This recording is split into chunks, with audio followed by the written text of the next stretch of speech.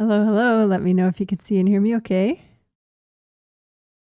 This is going to be a group energy healing where I heal 135 people in 11 different countries. And still pulling up something. The theme is the same. This is the first in the set of 2 healings, the July twin set. And the theme is simple pleasures. Enjoy simple pleasures. Smell the roses, including sexuality and love life, but not just that.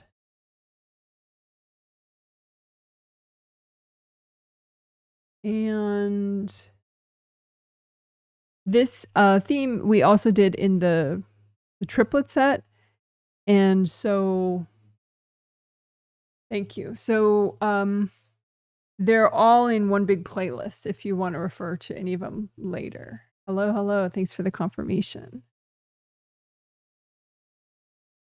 Okay, so I am excited for today's healing.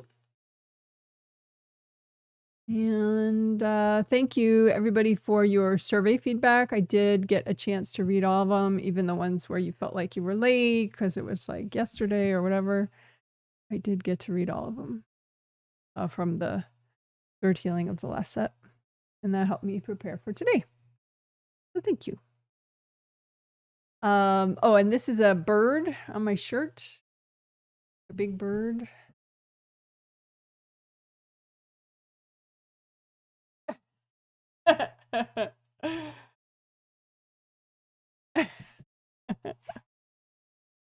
Alrighty.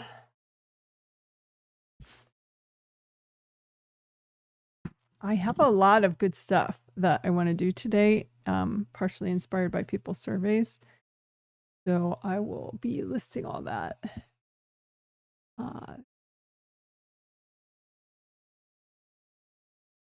Oh, I think we got a late breaking political news item. Maybe other people can confirm it on the chat. But somebody just said that they were listening to the Rational National, which is one of my, if I'm going to listen to politics on YouTube, that's one of the places I would do it. He's Canadian, and I love listening to him rant about how ridiculous the US is. But anyway, the Rational National apparently says that Biden is not running. He finally bowed out of the presidential race. So if other people want to confirm that, that would be cool. Alrighty. Interesting times we live in. But I do have, actually, that ties into part of the theme discussion. Let's see.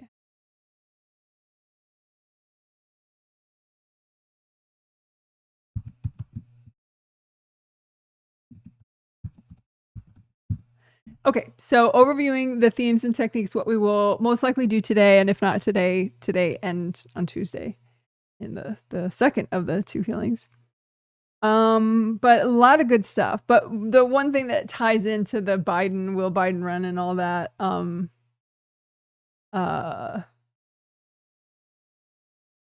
is we're going to be removing fear. Because I noticed that some people had deeper fears triggered than usual. And I think part of that is dramas, political dramas, depending on, of course, which country you're in. But US political dramas could trigger fear of people in other countries just because the US is, for better or often for worse, a nation that affects others, other nations. So anyway, removing buried fears, I think, would help us all. So that there's less to get triggered by whatever happens politically. Less old baggage, so that you're more able to just be present and clear-minded. Because I noticed, You know, if you have too many deep fears triggered, it can affect your perception of your current situation, and it can affect your decision making quite a bit. So I think that would be good. So we'll do the removing buried fears to the extent that's healthy and gentle, obviously. But we're going to do it within the context of Mind Garden. And I know that probably several people, but one person in their survey mentioned it, and thank you for the feedback. One person mentioned they don't really like Mind Garden exercise. Most people especially like it, but that is interesting, and I think we're gonna work something that may help with that. In addition to working Mind Garden, because I do think it's powerful, really powerful, even if you think you're doing it wrong. But clearing baggage around being analytical, clearing baggage around being creative, clearing baggage around being intuitive, also clearing rejection baggage, I think could really help. Some people, various clients, are dealing with, some people are unemployed, some people are employed, but they're looking for a different job. And in other situations too, but in employment, rejection is a thing. You get rejected potentially from a lot of jobs when you're trying to find a job. So clearing rejection baggage could really help, because sometimes that can be very debilitating, if you have too much baggage around being rejected. Even within a friendship context, sometimes friendships are just a mismatch, and there is, in sort of ending a friendship, there is a level of rejection that is unavoidable as part of ending a friendship. And so that can be, it can dig up old stuff. So clearing rejection baggage, I think, is always a good thing. And it can be from past lives too. Yeah, we clear it. So it's like, we're removing the yucky stuff so that you can more just enjoy simple pleasures, enjoy the moment. So part of what can get in the way of that is clearing negative repeating patterns. There are various patterns that you could be caught up in based on things that happened to you in various past lives, but you don't really know because you don't know what the past lives were, and you're just kind of in this situation that's really frustrating for you. Those can definitely be negative repeating patterns from past lives. And the problem is when you resist too much, then they stay in place, and then it can happen again later. The ideal would be is if you clear your resistance, clear the baggage that kind of holds you in that negative pattern, so then you can overcome and evolve beyond it and not keep repeating it. So hopefully we will be working that in this healing today. And as part of that clearing negative repeating patterns, clearing repressed anger, I think, could be really nice and helpful. I was noticing from some surveys and, just reading clients inspired by the surveys, if you have a bunch of repressed anger, you could be like more prone to experiencing conflict. It's like you're maybe accidentally just starting fights on a spirit level. And you might not see your end of it, and then you only see the other person's reaction to you, because you don't really realize what you did on a spirit level. Maybe you know what your words were, but you don't realize the extra stuff that you did on a spirit level. And so if we can clear, to the extent that's healthy and gentle to do it one time, if we clear your repressed anger in general and also with authority. Some people, clients I have, and it's a broad range of clients. So it's not just one person, and it's not just one situation, one type of situation, but it's easy to have repressed anger with authority, where, you know, somebody in authority at some point in some life really wronged you, and then you just kind of bottled it up, like all the anger that you had about it, or most of it, and then, you know, it happened again in some other life, and you bottled that up, and so then you have quite a stockpile of. And what that can do is it can cause you to start fights that you don't know you're starting with authority figures, unnecessarily. And some people, it's repressed anger with authority in general. Some people, it's specific to male authority figures or female authority figures. And they tend to, you know, subconsciously pick fight only with female authority figures or male authority figures, you know. But anyway, so that I think is a good one to clear. And typically the stuff that you don't realize you're doing it. You might realize the conflicts that you wind up in, and you realize that other people are attacking you. You just don't see your part in it, you know. But it's okay, you can clear it even if you're not sure you're doing anything. You know, you can go through the motions. Okay, you know, whatever baggage, you know, is repressed anger, you know, with authority, or repressed anger in general, you know, and just to the extent that's healthy and gentle, keep clearing it.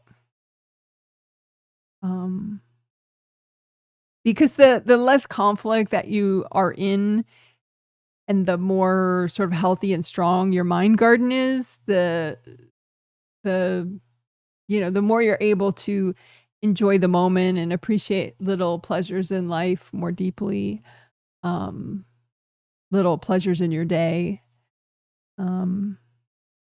So that's the idea that we're going towards. We're trying to get rid of some bigger, heavier things in the way of you enjoying the journey, enjoying your journey more, enjoying each morning and each afternoon and each evening more.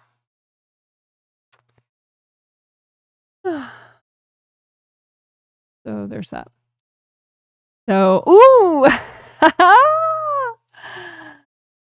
All right. So I'm scanning through the comments for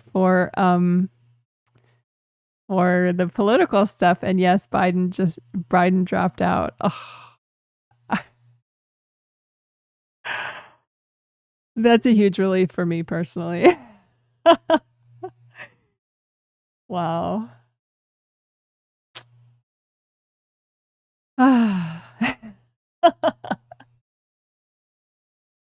Alrighty then. Well, that's interesting.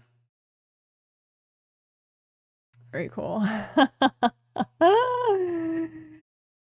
I'm gonna do some confetti for that. Double confetti for Biden dropping out. Yay! I'm wishing him a healthy, happy golden years retirement with lots of public respect and safety and simple pleasures.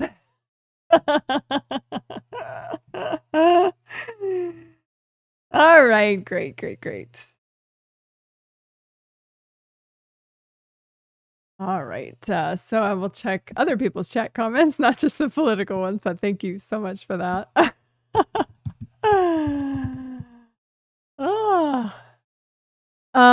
Can see and hear you. Thank you so much. Hello. Thanks for the political heads up so much.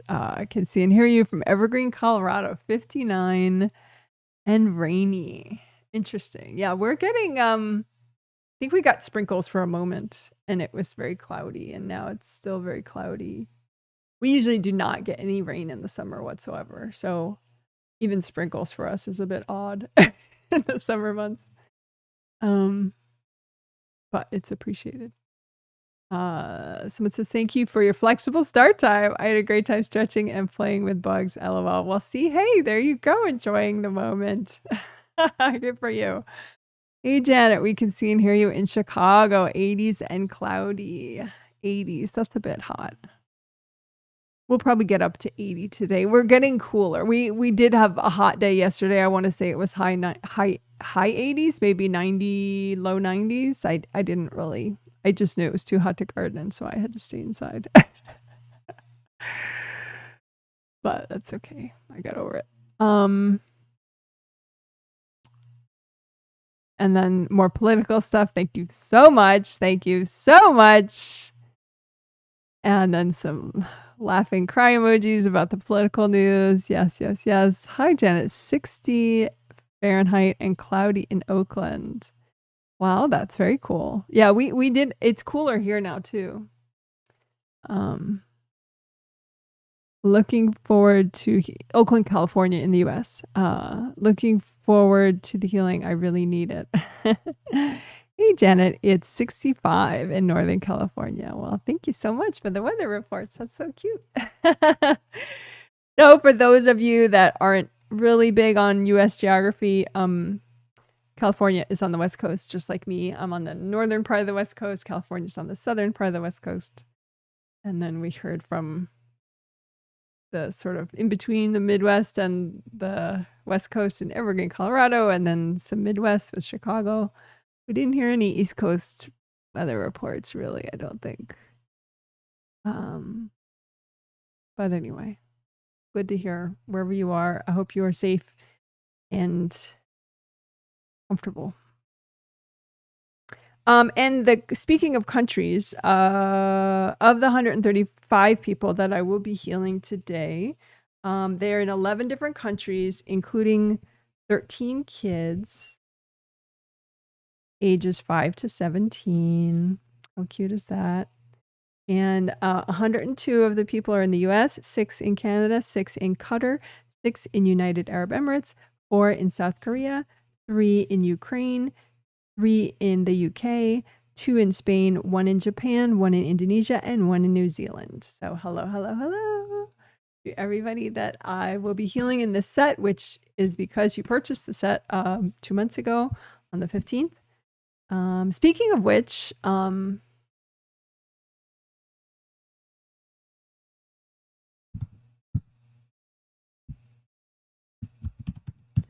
salesy little notes. 2 things. You can view the themes now through February of 2025 on my website, which is new. I sent out a news email about it. Maybe if you get my news emails, maybe it went to your trash folder, but I really did send it out. I sent it out on the 14th, July 14th. I sent out all the themes through February. So if you want that email, you didn't get it, you can email me and ask for it. Or you can also go on my website, because there's a page. If you go on my website, so the menus, and then there's this themes, contacts, etc. menu, and under that is upcoming themes. So it's its own page, and it lists all the themes through February, which is cool. And of note, maybe you didn't notice it, but the December twin set is at an unusual time. I got a little angel nudge, and I decided to push it back a week so that it's closer to some of the December holidays, where people can sometimes have a lot of social pressures and possibly stress and travel and whatever. So rather than starting on the 15th, it starts on the 22nd and the 24th. So hopefully that helps people. That's the December twin set. And if you could let me know, anybody listening who's a practicing Muslim or who knows people who are practicing Muslims, and let me know, does that help you guys at all? Because I know Christian and Jewish holidays, I'm not of any religion, but I know Christian and Jewish holidays, there are some in December this year that where, pushing the twin set maybe helped them, but I don't know if you're Muslim or your family is Muslim or your culture is predominantly Muslim, does that have any effect, moving it from one week to another in December? It probably does help everyone a little, because then that gap between the December twin set and the January triplet is smaller. So maybe probably helps everyone a little. Okay. Well, cool. So those are my salesy notes. I think, the other salesy note is that September healings actually are still for sale on my website. There's even a really small number of the triplet spots available, and then there's twin set spots available. And September is vision, motivation, action, get shit done. Love that theme. We did that last year. It was good. I mean, I didn't specify vision, motivation, action in the theme, though. I think that's cool. It's more focused. But vision, motivation, action, get shit done, including unblock vision, clear trauma in the way, and unblock spiritual path. So that's the September theme for both sets. But anyway, they're really cool themes. Well, okay, so then October themes: sound boundaries, hear yourself think, including more safety with sound attacks, less background chaos, peace of mind, mental clarity. So that one's a biggie, and it's new-ish. Well, it is new for us to work telepathic boundaries on that level. I've just been noticing more and more, like, people have invasive people in their lives that use sound as an attack. Like, they'll jump in your space and then they'll scream at you for like 5 hours, and it can be debilitating. And so we, just as if they're just whacking, but in a different way. So for some people, it could be much more debilitating. So we're going to work that. We're going to work your boundaries with that, so it doesn't flip you out, so you're safer with it. It's less intense if it happens, and you're ready to deal with it. So that's sound boundaries, and that's October, which also helps peace of mind. And, and also, even if you don't have one of those people in your life, the less background chaos, like political and otherwise, because everybody makes a lot of noise on a spirit level, and it can impact you in a stressful way. So that's going to be cool. And then November, family boundaries plus proactive clearing, proactive self-care for this and the next chapter in your life. And you don't have to know what the next chapter is. You can, clear ahead of time and intuitively make sure that your self-care is enough, so that you have like systems in place to support yourself, so that you're not just sort of hoping that some friend will save the day for you, or, some relative or whatever. So, there's that. December, power, confidence, and flow under pressure. Yes, please. January, courage, boldness, plus self-nurturing and intuition. So it's sort of like a yin-yang thing, courage and boldness, plus self-nurturing and intuition. So we'll work both of those that month. February, productivity, clear procrastination, and good sleep. Anyway, those are the themes through February of 2025. And as I said, they're listed on my website, which is jwhealing.com. Similar to the name of this channel. So there you go. Someone says, tuning in from San Diego, hello to you. And someone says, hi from Summery, Chicago. Hello to you. Okay, awesome. So I'm about to do the 3 minutes of quiet, but I have some talking I want to get done before my 3 minutes of quiet, which is that towards the end of the 3 minutes of quiet, I'll start the healing, and you'll see me move my hands like that. That's what I typically do at the start. And I'll be healing for about a minute without talking, but then I'll start grounding and talk out loud for the whole rest of the healing. And by talking out loud, I'm saying what I'm doing as I do it. And so that could be used as an all levels self-healing walkthrough if you wish. And later, within a day, I will have timestamp links and little chapter titles. So you'll be able to see them right below here as you scroll through. And then you can click on one of the titles and they'll all come up. And so then you could just do a little section really easily. So you don't have to do the whole live stream over again for yourself. Okay. You could, though, if you want.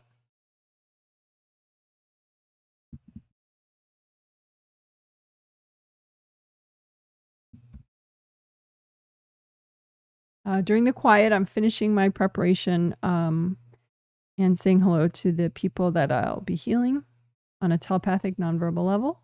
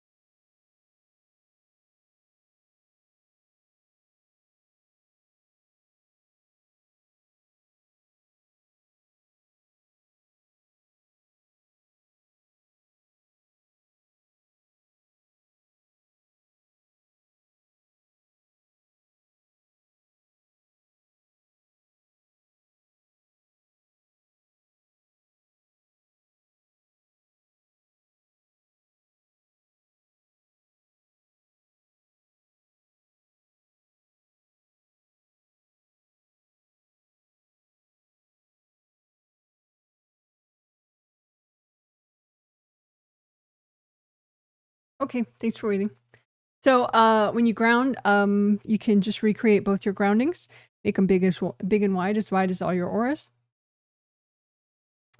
Red or orange or yellow, both the same color, all the way down to the core of the earth. And then you can make a copy out in front of you of both your groundings. And you can comb through them and unblock them. And we talked in the last healing in the last set about plug energy blocks that are, significantly causing a traffic jam. And that those are the most consequential ones to melt away. Because then you get like a really nice chain reaction release. So you can definitely, especially melt away any blocks in your grounding period, but especially look for the ones that are like plugs that are really blocking up a lot, holding up a lot of releasing, and just melt those away. And also the bottom of all your aura layers, you have 17 auras and they wrap all around you, including beneath your feet. So you can look for any blocks to melt. Any blocks that are healthy, gentle to melt right now in the bottom of your auras, especially any plug blocks that are really would be very consequential to melt away.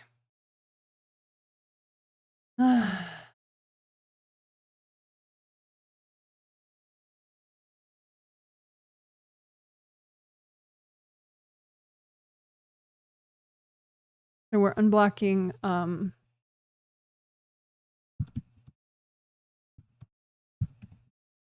grounding, but also the bottom of all your auras.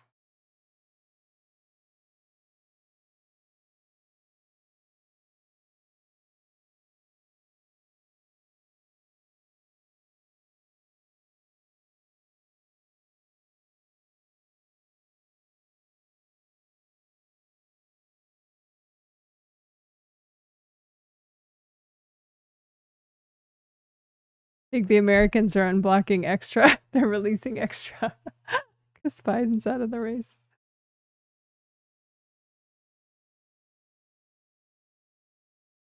Oh, my lovely assistant just gave me a note saying that Kamala Harris is now the presidential nominee. So does that mean Biden is still president? But okay, Biden is still president, but Kamala is the candidate. I don't even think Biden's capable of serving properly as president through January, but whatever. Apparently they're good enough at making it seem like he is, so whatever. I'll ask the angels for extra help with all that.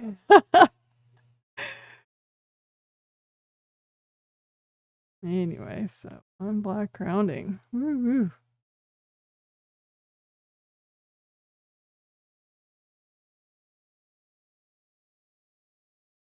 And indie grounding is where you check the outer surface of your groundings as they go down, and you melt away any attachments to other people's groundings.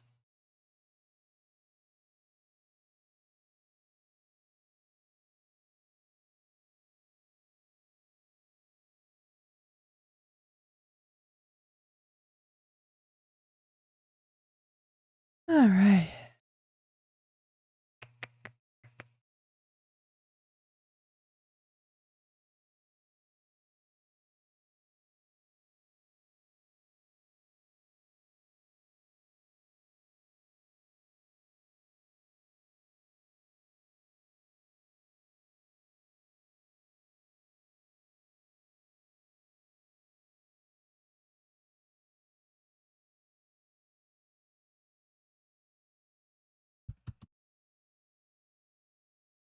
I'm going to look for a second and see what would be best to do next.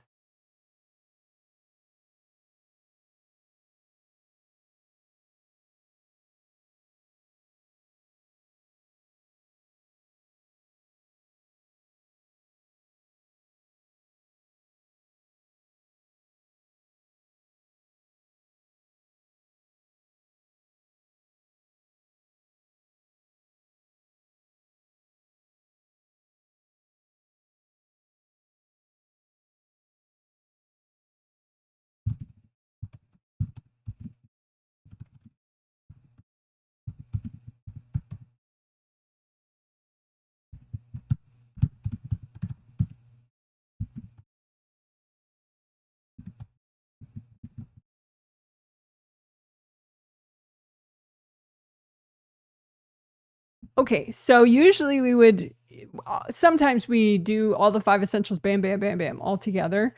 Grounding or repair, creative ring repair, chakra repair, and back here, good karma windows, etc. But sometimes I like to mix it up, and we'll still do them, but we'll do other things in between. So that's what we're doing now. I just think it would be nice to get to removing some of those buried fears before we do some of the other work. That the other work might be like people might allow the repair more deeply once we got some of the fears out of the way, and particularly perhaps because of the the political shifts that just happened for US people, but I think even my non-US people, I'm healing a lot of people in a lot of countries, and I think this could be fun to just clear some repressed fears first and then continue on. So let's do it.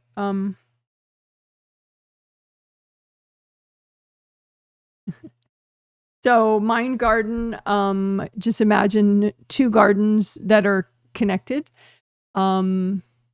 And there will be a barrier in between the 2 gardens, which is natural. One represents your subconscious mind, one represents your conscious mind. You just want it to be a permeable barrier so that what is helpful for you to know at this time and healthy and gentle for you to know at this time can move from your subconscious garden to your conscious garden. But there is a barrier. You don't want to know everything in your subconscious all the time, so the barrier there is logical and okay. But anyway, so go ahead and heal your gardens. And one person in their survey mentioned that their garden, every time they try to, well, sometimes when they try to do their garden, it seems very complicated. Like there's too much to do. It's kind of overwhelming, you know. And the funny thing is, that can actually be the effect of somebody's energy in your garden. So, like, I noticed that in my garden, and I lifted out all the overly complicated stuff, and turns out it was all my birth mother's energy. Like that's the effect her energy had in my mind, is it made everything seem complicated and too hard to deal with. So it could be a fairly simple thing where it's like one person's energy in your mind garden is making it seem like it's so overgrown you couldn't possibly do anything there. And actually I find that in my actual garden sometimes, that sometimes if I have somebody's energy in my mind and in the garden too, like it's like it just seems so insurmountable. And other times I clear them out and I'm like, oh, okay, well, I'm just not gonna deal with that. I'm dealing with this, da da da da da. You know, so it's really amazing. So if you have that in your mind garden, just lift out, get underneath the soil with gold light and lift out everything that seems too complicated to deal with. And then once it's lifted up, just kind of notice, is that one person's energy in particular? And then just give that to your angels. Angels, here you go. And you may have to do that a few times, but just lift out of your mind garden everything that seems like, oh my gosh, it's so complicated. There's no way I could do this. And lift that out. Give it to your angels.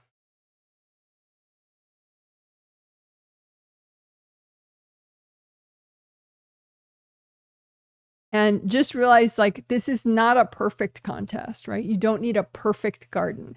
The idea is incremental change. So if you improve one thing, you clear one unpleasant thing out, you strengthen one thing, it's an improvement. That's the idea of it. Not a perfect contest, right? So just heal, lots of gold light, the subconscious mind garden and your conscious mind garden and the barrier in between them.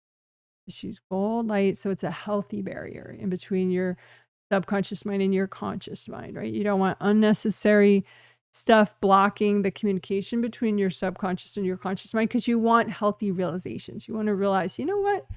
I don't know why I'm letting that bother me so much. You know what? This is really not, you know, I think my attitude is changing about this situation. You know, just allow yourself to be flexible. That's another thing. You can lift out everything that's making your mind rigid in an unhealthy for you way. You know what I mean? Like sometimes you just have convictions and maybe other people think you're being unhealthy and rigid, but it's healthy for you, right? But there could be stuff that is actually unhealthy for you, that where your mind is very rigid and kind of set. And so just lift out anything that's making your mind, your subconscious or your conscious mind, rigid in a way that's unhealthy for you and not helpful for your growth and your healing, right? So lift out that unhealthy rigidness from your minds. Angels, here you go, from your mind gardens. Lift out the unhealthy rigidness. Angels, here you go. Lift out and get underneath the soil with gold light. Lift out unhealthy rigidness from your mind gardens. Angels, here you go. Okay, and now the thing that I actually put in the title, which is clear buried fears. So, I mean, you can see fear maybe in a certain, like there's a certain plant in the garden that represents fear, and so you just pull up that plant and give it to your angels. Angels, here you go. But you could have something buried, you know, sometimes as a gardener, like, you know, maybe the people that lived before you in the house, you know, 20 years ago, maybe they used landscape fabric. And so now like 10 feet down, you have all this landscape fabric. That's just so annoying because it's so hard to get all of it up. And it's like messing with the soil quality and, you know, whatever. So you can have things buried, you know, in your mind garden, like fears that are buried down there. So we're going to have the H and G stands for, the H and G right there stands for healthy and gentle, right? So you don't want to just lift out, you don't want to just trigger and lift out any fear at all, no matter how giant it is, because that could be debilitating as well. So you only want to lift out something that's healthy and gentle to lift out right now. So just imagine like, okay, here's, you know, use your intention, be like, okay, here's an object buried in one of my mind gardens that's healthy and gentle to get rid of, that represents buried fear of mine or somebody else's fear that they buried in my mind, and just lift out that object. Maybe it looks like a, you know, a car muffler or something that got buried there, and give it to your angels. Angels, here you go. Right? And it just doesn't matter what it looks like. It's just a symbolic representation, right? So just get underneath the soil, find something that's healthy and gentle to get rid of right now, that's buried fear, lift it out. Angels, here you go.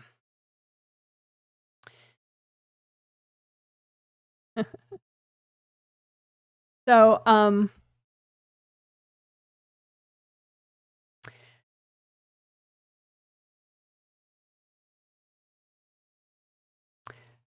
like I said, you can have a resistance to being analytical and sort of rational and organizing things. And then you can have resistance to being creative and intuitive and visual, right? So we're going to lift out both of those things from your mind garden, because it could be like old trauma or somebody else's energy in your space that's making it really hard for you to be one way or the other or both, right? Because sometimes it's really useful to be like analytical and rational and organize things and being able to order your to-do list chronologically or whatever, you know? And then sometimes it's very helpful, like when you're doing mind garden exercise, to be creative and visual and intuitive, right? So we'll work both those now. So that's so we'll say rational and then creative.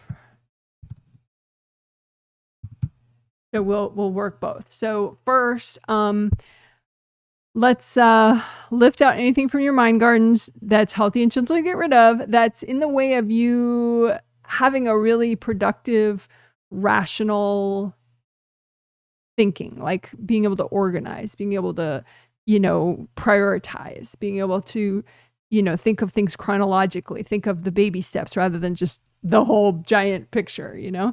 So what's anything in, lift out of both your mind gardens, anything that's healthy and gentle to get rid of, that's in the way of you being rational and organized, and lift all that out. Angels, here you go.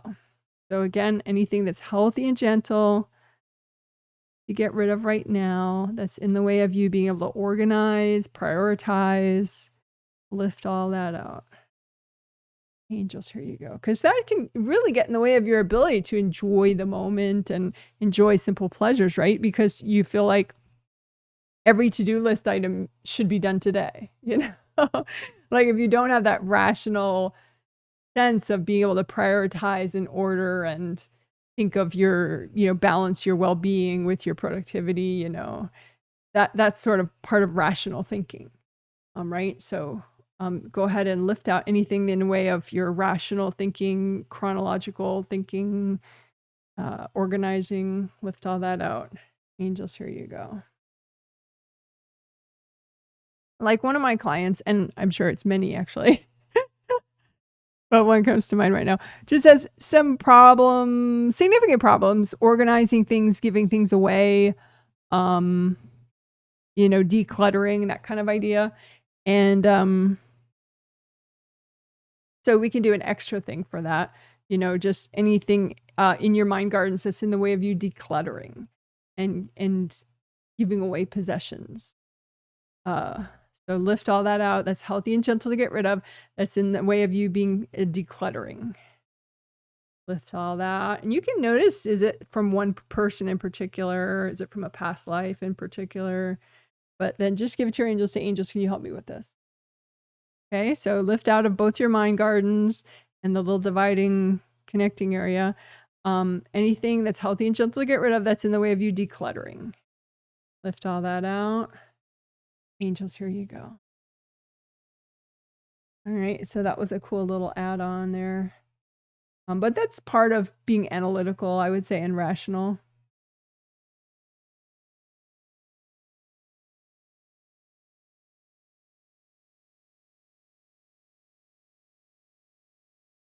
So now we will do the creative one. So I'll just make it like all caps, the creative, so we know what we're doing now. Okay, So mind garden exercise is sort of creative and visual and intuitive, and but there are a lot of times when being creative, being imaginative, being playful is really helpful for stress relief, and so good for your immune system, helps support you, right? So just imagine both your gardens, and you don't have to be able to see energy. Just say, okay, well, fine. I have an image of both gardens out in front of me, conscious and subconscious mind, right? And just get underneath the soil with gold light and lift out anything that blocks you from being creative in a healthy way for you. Right? You don't have to be creative in a way that other people expect you to be, just in what's good for you, right? So what's in the way of you being creative in a way that's good for you, right? That's healthy and gentle to get rid of, and lift all that out. And you can notice, is that from one person in particular, or past life, or a time in your life? Maybe it's unprocessed baggage from a certain experience. And you can just melt it all away with gold light, or you can hand it to your angels. So get underneath the soil, lift out anything that's healthy and gentle to get rid of, that's in the way of you being creative in a way that would really help you, right? And lift that out, and you can burn it up with gold light, or you can give it to your angels. Angels, here you go. You help me with that.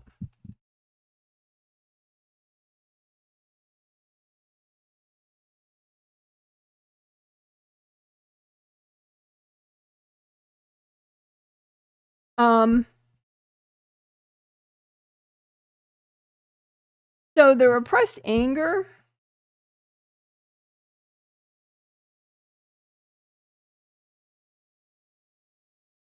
I think we're going to go back to that. We'll do that just briefly now, and then we'll go back to it after our essentials. More of our essentials, because at this point we've only done grounding, although a lot of you are in pretty good shape already. But we will do more of this kind of good stuff afterwards. We may or may not use the garden. We'll see. But so we'll just do a teeny bit of repressed anger. So if you have some repressed anger in your mind, your subconscious mind or your conscious mind garden, to the extent that's healthy and gentle to lift out at this moment, just go ahead, get under the soil with gold light, lift out repressed anger that you have. That's good to get rid of. And you can just melt it up with lots of gold fire, or you can lift out some repressed anger and give it to your angels. Angels, can you help me with this? Okay. Lift out some repressed anger. Angels, can you help me with it? All right, good job.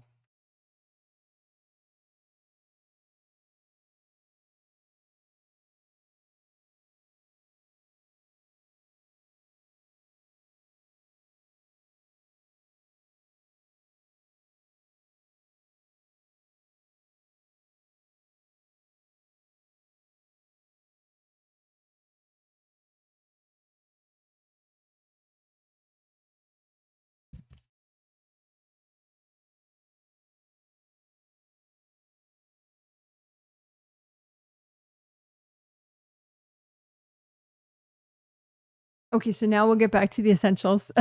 For some of you, that may have been a little too hard to do if you did need the essentials a lot. Like if your chakras are all busted up, that may have been a lot of work for you to do. So, you could do your essentials and then try that section again if you want.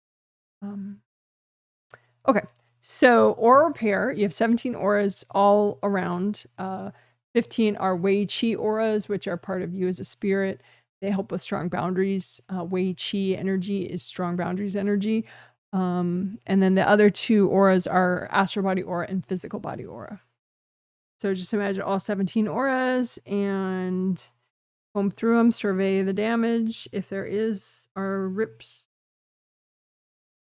in your auras, just get a sense of where they are. Are they in front of your tummy? Are they above your head? Are they, behind your lower back? Is it all of the above? And that's pretty useful, though, to be able to kind of spot some. And so you could do that with practice, even just with your imagination. But let's use composite copy technique to repair them all at once. So you imagine an image of a rip, and with your intention, you say, okay, well, that rip represents all the rips in all my auras that I need to repair right now. And then you're going to clean it out and repair it with gold light. So use sticky gold wax, which is gold light that you create with your hands that hardens and sticks to what's not you, right? So you fill up the rip with sticky gold wax, have it stick to everything that's not you, including hard objects, invasive people, invasive beings, and lift that out as a lump of junk and give to your angels. Angels, here you go. One more time. Sticky gold wax, the whole thing. Lift out the junk. Angels, here you go. And then get really deep into the rip with gold light so that you can repair. Throw back.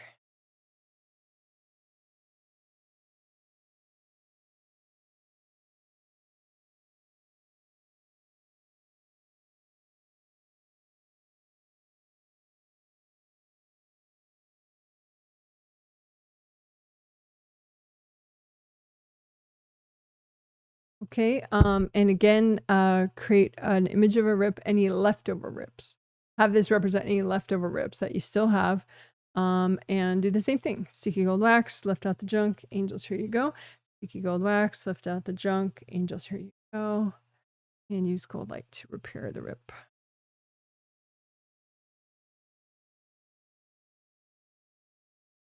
And if you have invasive beings in the way, you can just say, angels, can you recycle any invasive beings in the way of this repair?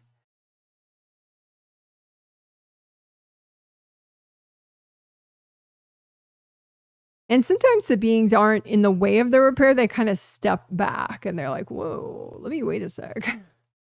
So those beings are good to get too, because then later they're just waiting for an opportunity to come back, right? So sometimes when people feel better after healing and then they feel worse, it's because those beings were kind of biding their time until you get a little too triggered, a little less grounded, and then boop, come back, right? So it's easy to spot those if you're looking for them. Just imagine yourself and just imagine, okay, what beings are like, what invasive beings were in my space, but now they're kind of like waiting, away. And just say, angels, can you recycle all those invasive beings?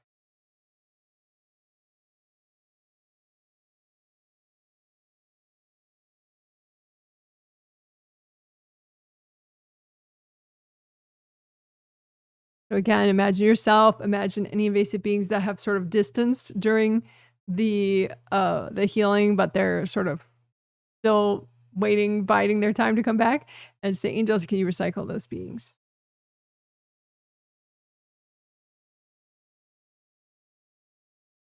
Okay. So finish up that repair or repair.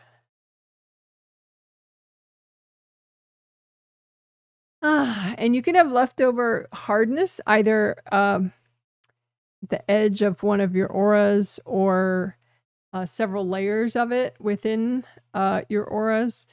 So, and that causes weakness. You don't want any leftover hardness from having energy thrown at you. So just pile it all up out in front of you, any aura hardness, which I call aura bruising or aura scarring, and just melt it all away.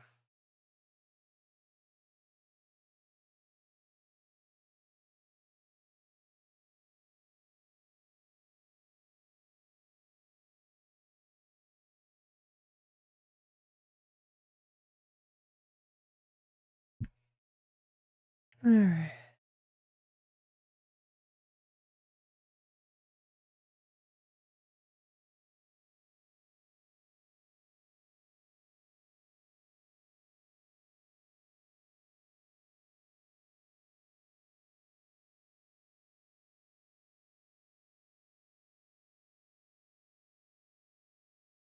You can unblock above the head and above the top of the aura.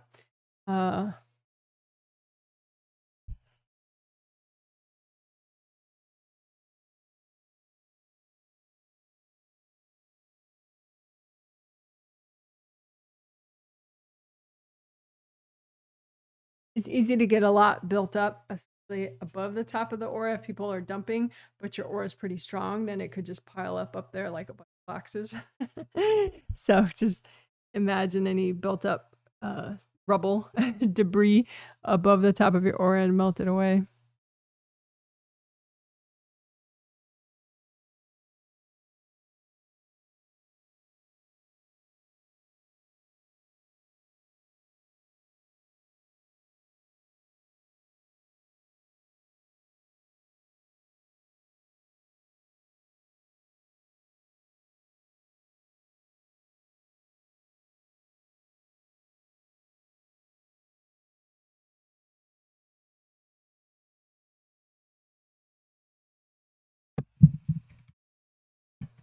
And really quickly, let's repair your gold mesh spheres.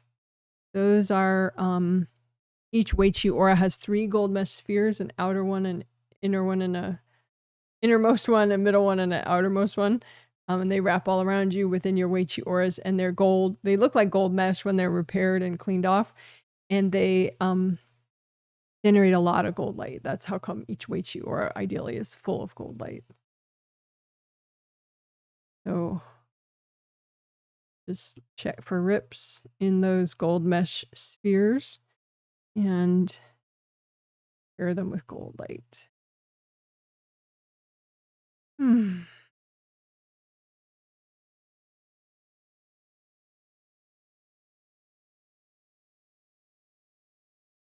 You get a lot of headaches, check for rips in your gold mesh spheres.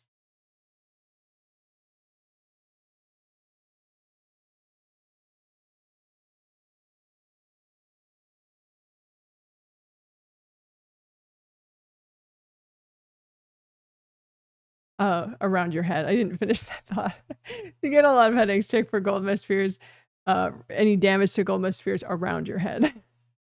Just like if you get tummy aches or feel weird, in your around your tummy area, check for rips in your gold mesh spheres in front of your tummy area.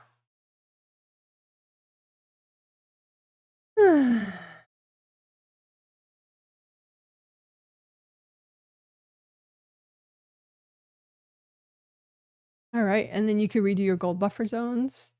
I do have a separate 18-minute video on those if you would like to learn about them. They help slow the rate of aura damage if you keep recreating them. Gold buffer zones. All right.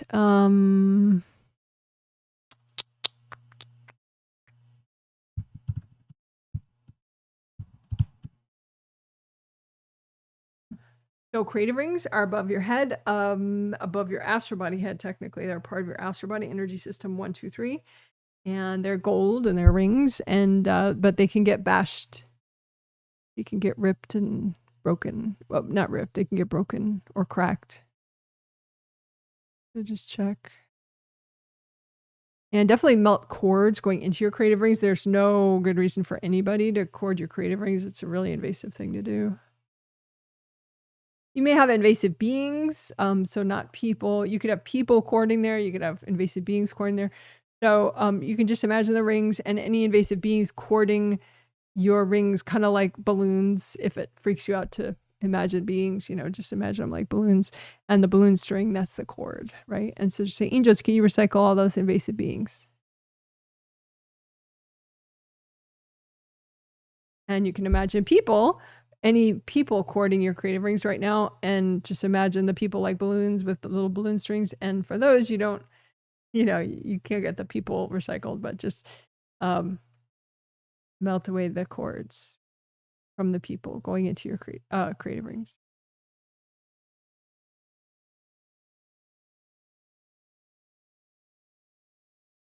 And you can have people that really mean well that are cording your creative rings, and it causes a lot of stress to have somebody cording your creative rings, but they don't realize that they're stressing you.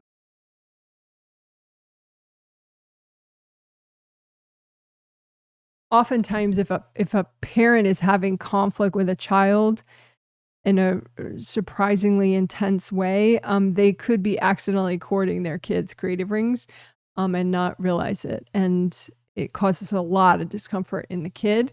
And then the kid is like, screaming or really just not liking the parent, So it could be one spot where people have boundary problems, but they don't realize it.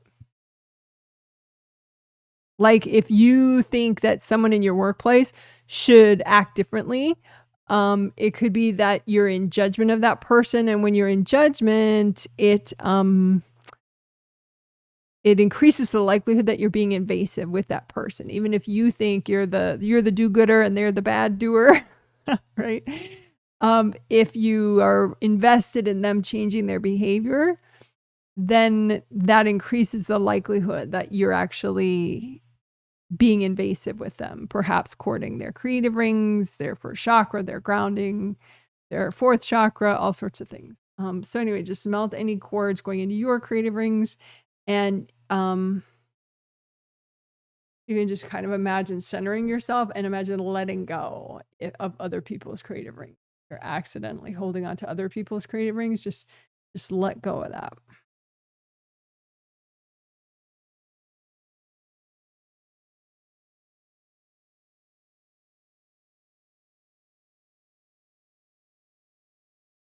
You can say, angels help me to have healthy boundaries with everybody in my life. But I think the more that you're open to the possibility that you could be invasive with other people, the more you're able to stop. You know, if you're really rigid in that idea that, no, I'm the do-gooder, I'm the one pointing out what's right and wrong here, yeah, you might not see that you're actually being invasive, which is bad karma for you, even if, you know, you have a point to what you're saying. If you're doing it in an invasive way, it gets you into more trouble on several levels, causes conflict, yada, yada. So just let go of other people's creative rings and then just melt everyone out of your own. It also has a really good self-defense benefit in that the more you let go of other people's energy, the more force you have to protect your own.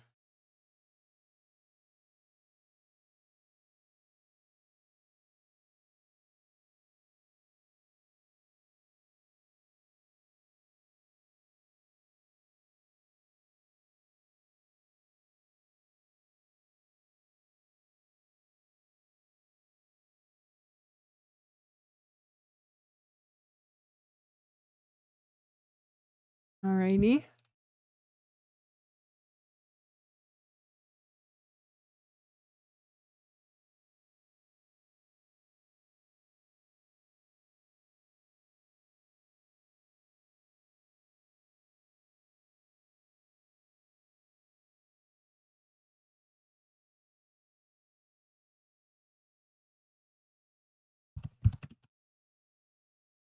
Okay, so chakra repair, pretty straightforward. We're just going to repair all major and minor chakras of your body and spirit, which includes acupuncture points in the physical body, and there are lots of them.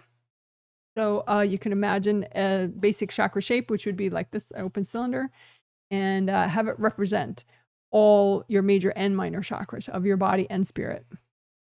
And just use gold light and repair and unblock and melt cords. You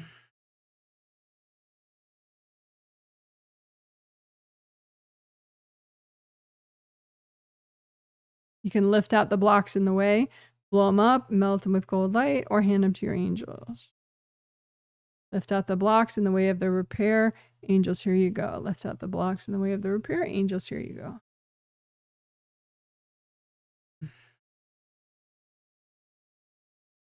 You can have cracks, you can have big chunks missing, especially around the round openings. But the cracks could be just around the front or the back, or, you know, in the case of the seventh chakra, around the bottom or the top.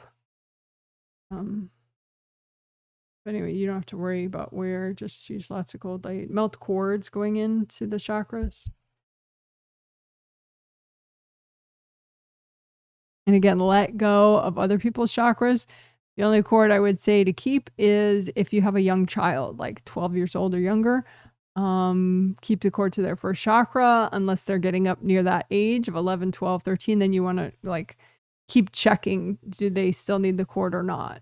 If their first chakra is really well functioning, they're making a lot of their own first chakra energy, then they don't need the cord. But anyway, so just let go of other people's chakras. There could be a lot of reasons subconsciously that you're cording other people's chakras, but you don't know it. So just like with your intention, just walk yourself through, I'm going to let go of other people's chakras so that I have more strength and ability to be here and protect my own chakras. Right? So lots of gold light, melt the cords.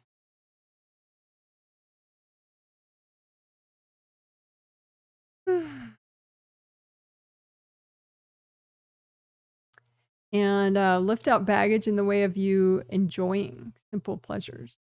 Lift out the baggage in the way. You can melt it away with cold light. Lift out the baggage in the way of you enjoying simple pleasures. Give it to your angels. Angels, can you help me with this?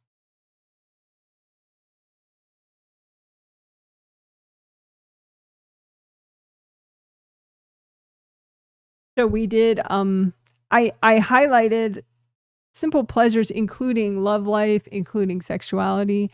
So I will not put sexuality in the title or anything of this healing. I'm just laughing because they couldn't watch the video at work, the last two, because it said Sexuality Garden, at least in the notes and stuff. So people's work computers wouldn't watch it. Thought it was inappropriate content. There'll be none of that this time. But anyway, so lift out any blocks in the way of your sexuality that's in your chakras. Lift out those blocks that are healthy and gentle to get rid of. You could blow them up. You can melt them with gold light or gold fire. You can give them to your angels. Angels, here you go. So any energy blocks in the way of your sexuality. And sexuality doesn't only mean having sex with another person. It could mean, enjoying your sexuality by yourself. But it could also just mean, like smaller forms of sexuality, like enjoying how you look in an outfit, or sexuality and sensuality are cousins, and sensuality includes all your sense appreciation, like taste and fragrances and all sorts of stuff. So, and even if, like in this life, you're like, who cares about sex for the rest of this life? Yeah, there's next life. And so if you clear the baggage now, it can help you in your next life. So there's a lot of good reasons to clear sexuality baggage. Also, something blocking your sexuality can also be blocking your creativity or your peace of mind. And so it still can be very beneficial in a more varied way than you think. So anyway, as we're healing your chakras, just lift out any blocks in the way of your sexuality that you're ready to get rid of, that are healthy and gentle to get rid of. Lift those out. Angels, here you go. Lift out your sexuality blocks that are healthy and gentle to get rid of. Lift them out. Angels, here you go.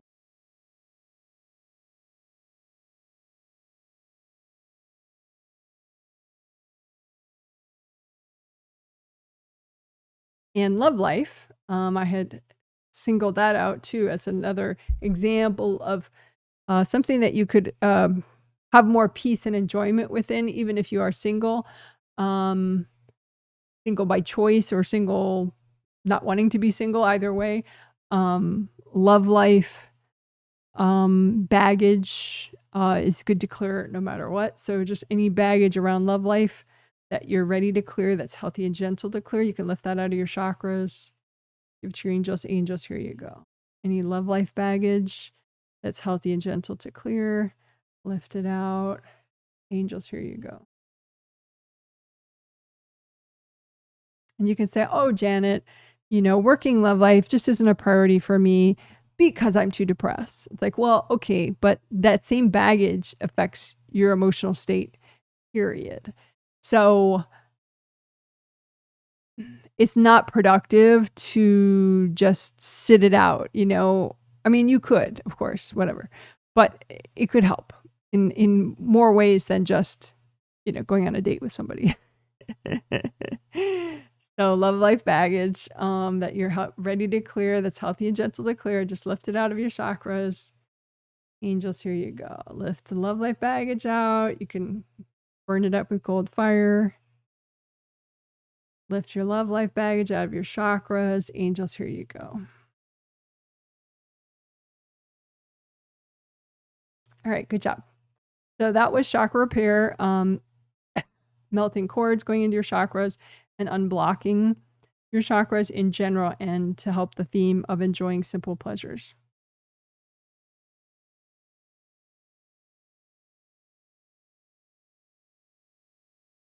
All right, so let's do some butterflies to celebrate that one.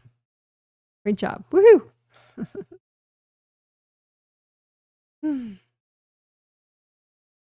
All right. So this is the 5th essential.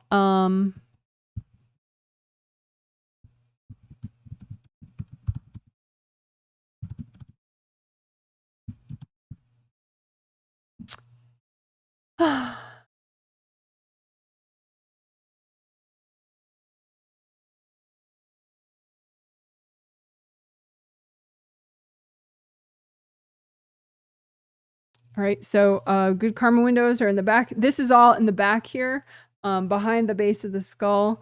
And the flow zone includes around the neck and within the neck too.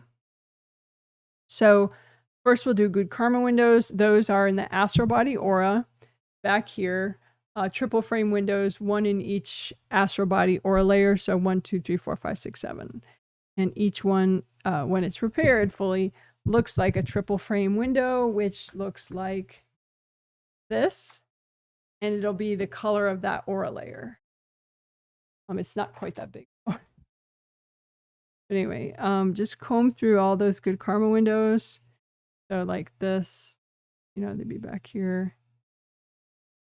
And I like to say, okay, well, is junk getting through this one? Is junk getting through this one? Like if you've repaired them all and you're like not sure which ones are still needing more repair.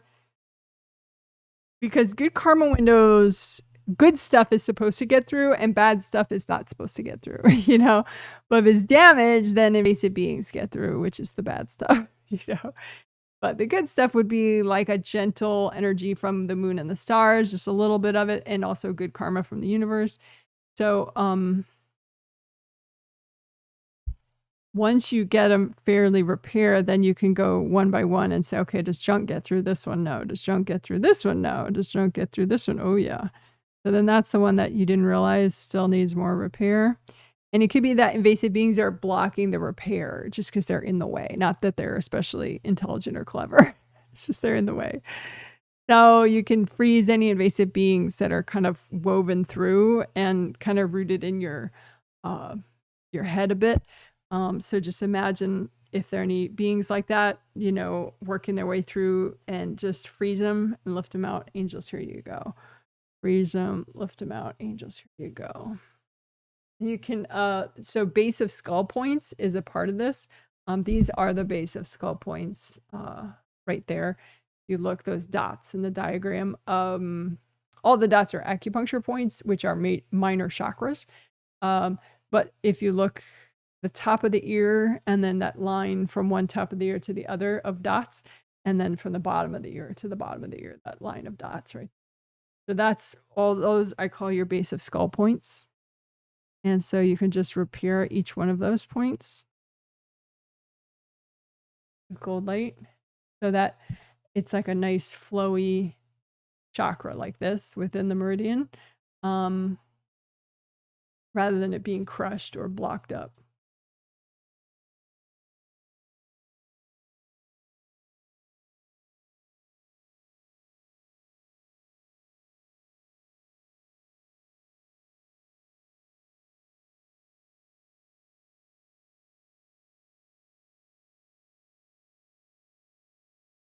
So invasive beings or invasive people, they can kind of root. It's like a weed, has roots. And so you want to get a weed by the roots usually. So the invasive being just kind of works their way in, or invasive people work their way in, and then they kind of anchor in the base of skull points or in one of your major chakras along your spine, right? So you just find where they're anchored, and it can look like a big braid of rope, or I think that's probably the most practical way. And then just you find the roots and you find the whole braid, and you just freeze it and lift it out. Angels, here you go. Freeze it, lift it out. Angels, here you go. If you don't like that lifting out stuff, I think it's nice because it's very self-assertive. It's like, nope, taking out the trash. This is me. This is my space. So lift it out. Angels, here you go. But if that freaks you out too much, you can say, angels, can you recycle anything in this area? And if you're not that advanced, it could be that that's enough for your angels. For me, the angels be like, seriously? Feeling lazy much?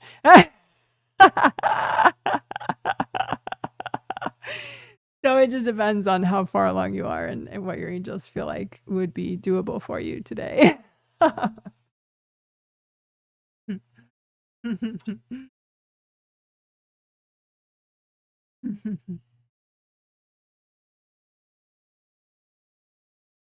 Lazy much?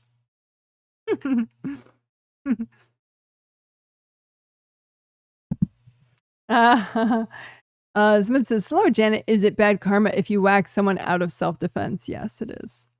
Karma is a funny thing.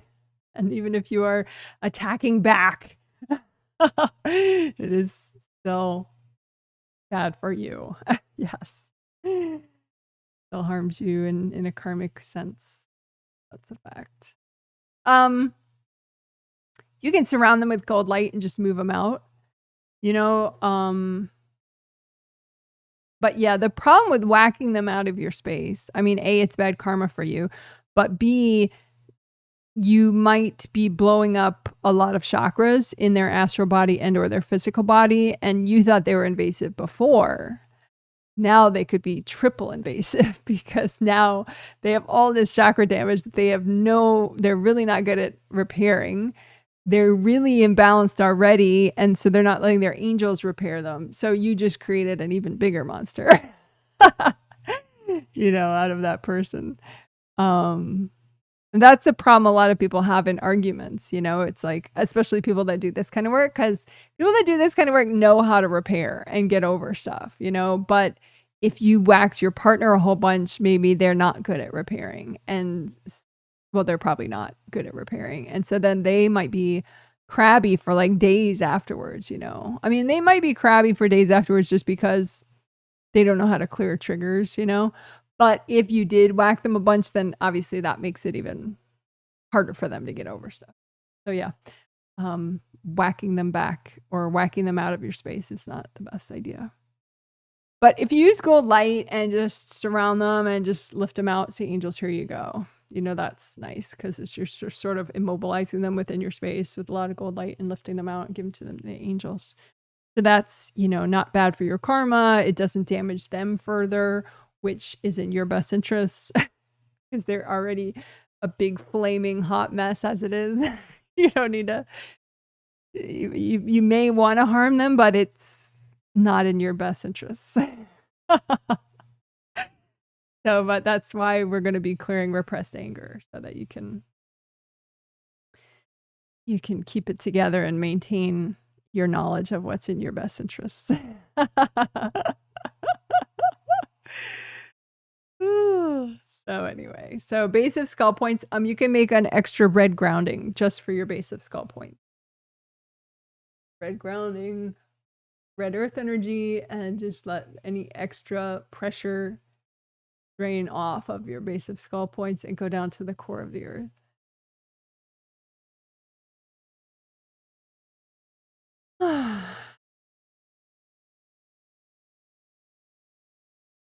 And just a little bit extra with the good karma windows, so they're good enough. Again, you can intuit each one, 7, 6, 5, 4, 3, 2, 1, see which ones bad shit can get through, and then just repair that one extra and remove any invasive beings in the way. Angels, here you go, so that you can actually fully repair it.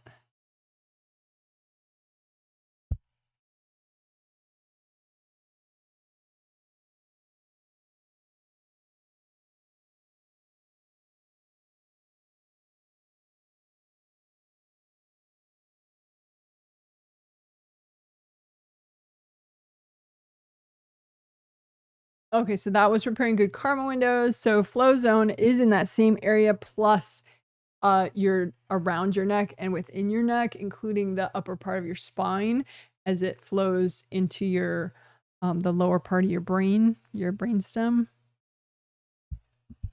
So flow zone. This diagram shows your neck and around your neck and within your neck, and it does show this area back here, so we could maybe keep that up for flow zone. So with flow zone, there's no good karma windows there. It's just the layers of your physical body aura. But sometimes, you can get big blocks of hard energy in this area, so it's good to clear. And then within your spine, around your neck, just unblock there. And you can make it larger, the copy larger if that helps you. You can see the flow in your bones of your spine, and you can also see the flow in your spinal cord as it flows and becomes your the bottom part of your brainstem. You want free flow up and down of your energy through your spinal cord.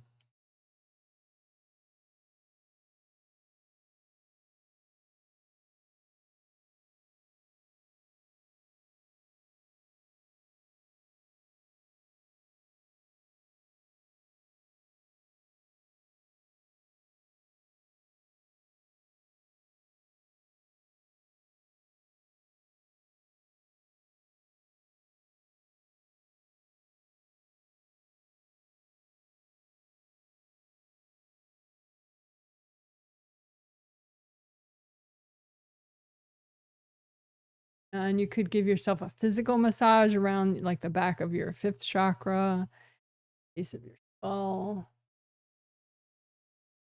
You can have hard plates of energy in your aura behind your head and behind your neck. You definitely want to melt those away.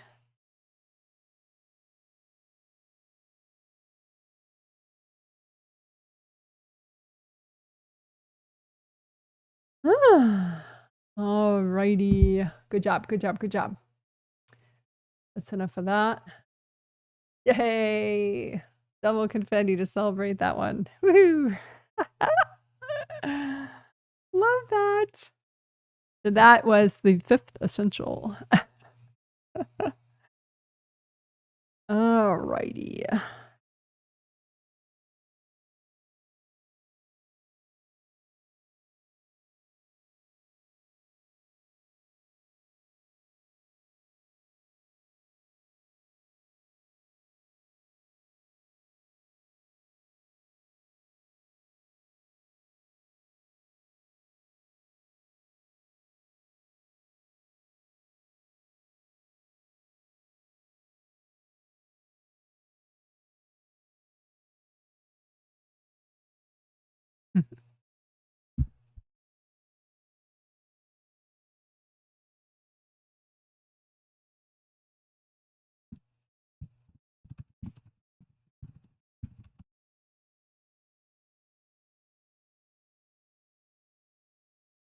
Okay, so clearing repressed anger. We did a little bit of it in the Mind Garden work that we did at the very end of it, right before aura repair. We did a bunch of Mind Garden work early, right after grounding. But this will be just for focusing on mostly on repressed anger, clearing it. And I think we'll do a different way, not the garden.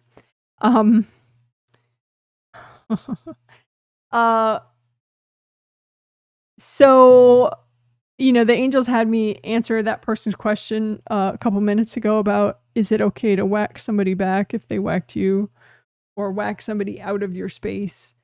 You know, all flavors of that.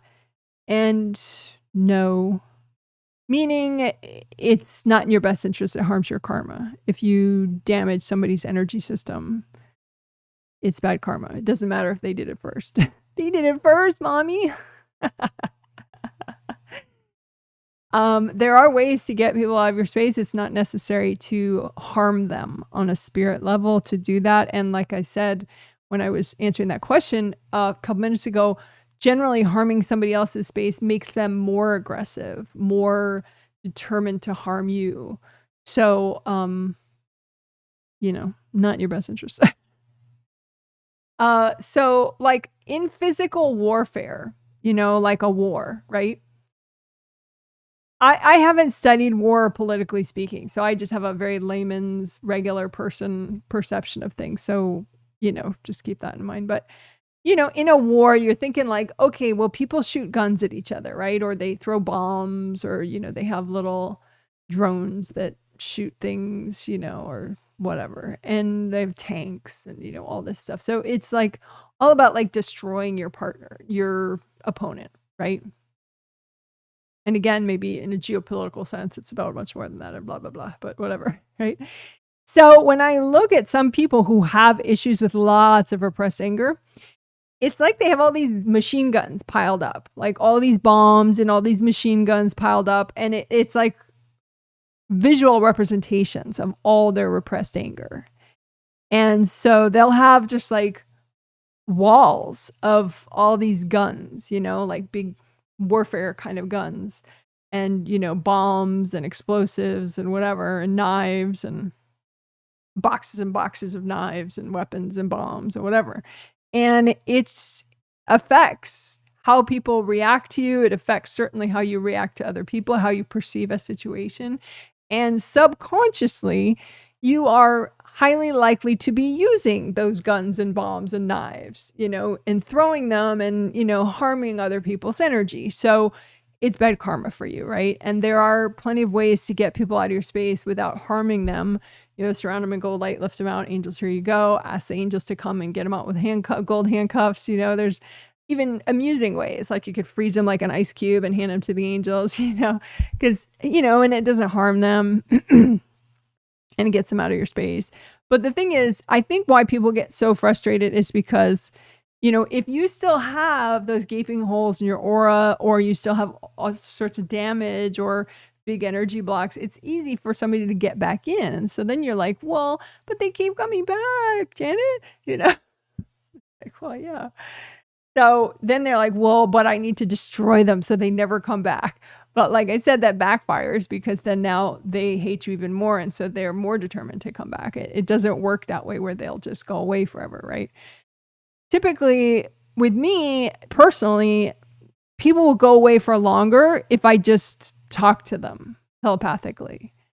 Like say my birth father will just, I don't have positive relationships necessarily with any of my birth family. We don't communicate on a conscious level. But I'm a conscious telepath, so I can say hi to them on a spirit level, right? So if my birth father is like whacking the crap out of me, I'll just be like, hey, and I'll say his name and I'll be like, what's going on? I'll be like, your angels could help you with some of that anger, and then he'll just go away, because it's like he kind of got embarrassed, like, oh yeah, what have I been doing, and then he'll just go away for, a while, not forever. And, but I didn't harm him. I just was kind of like, what you doing? If you just don't match the energy and you're just like, you just have a conversation from a place of, calm, they're much more likely to snap out of it, at least temporarily. I mean, occasionally I'll say like, you could let your angels help you heal, or, or I'll remind them about karma. I'll be like, that's not good for your karma to keep wailing on me all day. I'll say, it's pretty easy for me to heal. So you're the one losing time and energy, not me, and then they just realize like, what am I doing? God damn it. They just go away.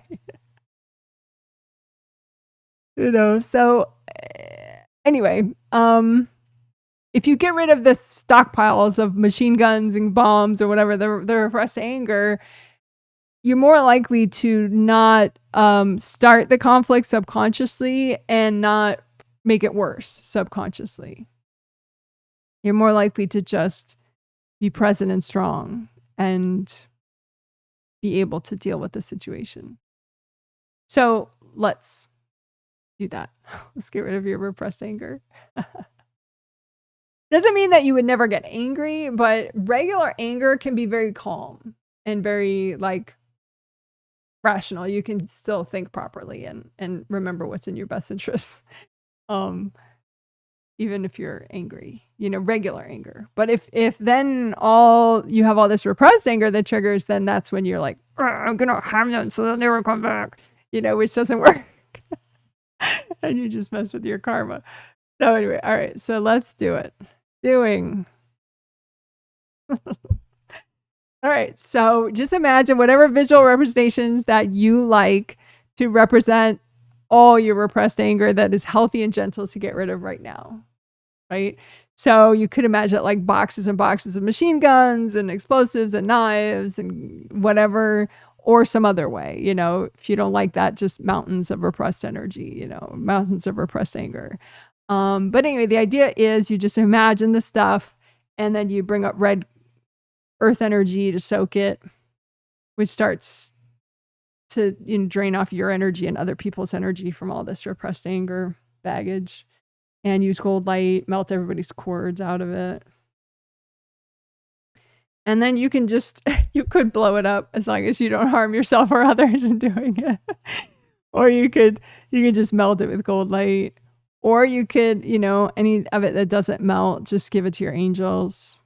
And if you're nervous about, you know, like you feel like you're unprotected if you get rid of all your repressed anger, then just give it to your angels, right? Because then, you know, if somehow you need your stockpiles of repressed anger so you can ruin your karma some more, then they'll give it back to you.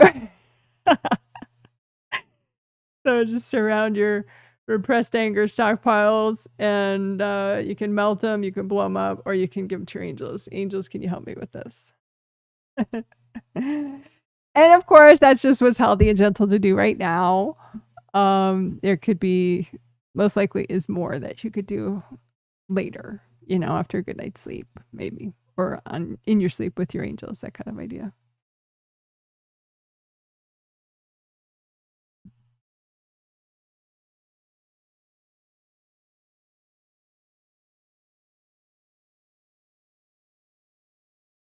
All right.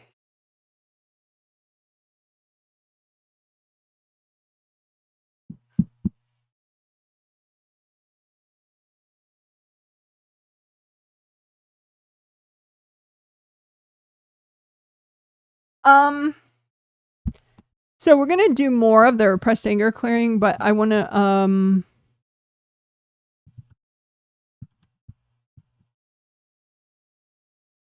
So what we've been talking about is repressed anger, and I use examples of largely subconscious actions, which it affects people a lot that way. But there can be times when it affects you consciously too, for sure. So like a decision, maybe you wouldn't have made that decision if you didn't have your repressed anger triggered, or, you know, whatever. So let's specifically look at anger baggage that affects you consciously, like with your conscious decisions, your conscious actions. So all those repressed anger stockpiles that are clouding your judgment consciously, and then just melt those repressed anger stockpiles that are healthy and gentle to melt right now.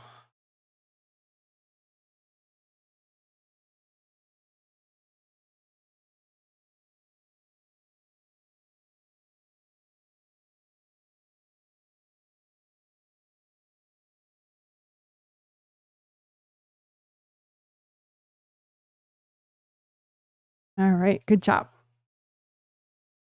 So regarding repressed anger, someone says, so is it acceptable to avoid a situation that I know will be that it will trigger my repressed anger while I'm still working on clearing it?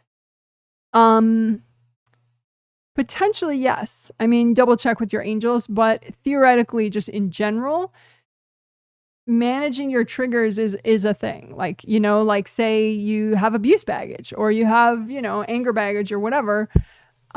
If you know a situation is going to be too triggering for you, then that could be a legitimate reason to not put yourself in that situation if you have the opportunity. Sometimes, you know, you don't have that opportunity, like it's, you know, you have to go to work and it happens at work, you know, or whatever. But if you know, then yeah, managing your triggers is a part of a healthy thing to do.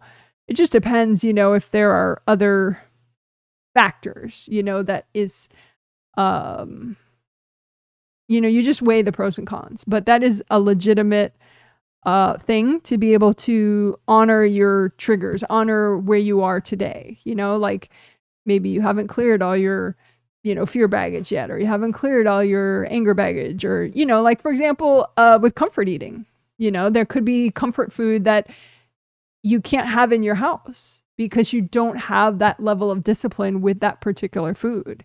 And that can be a legitimate part of eating a healthy diet, is to make sure that the food that you don't have self-control around is not in your home.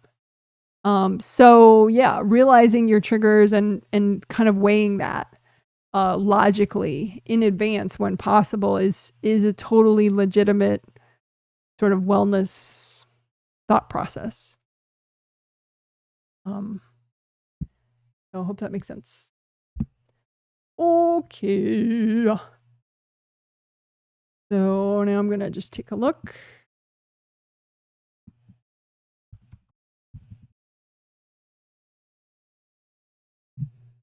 Take a look to see what we should do next.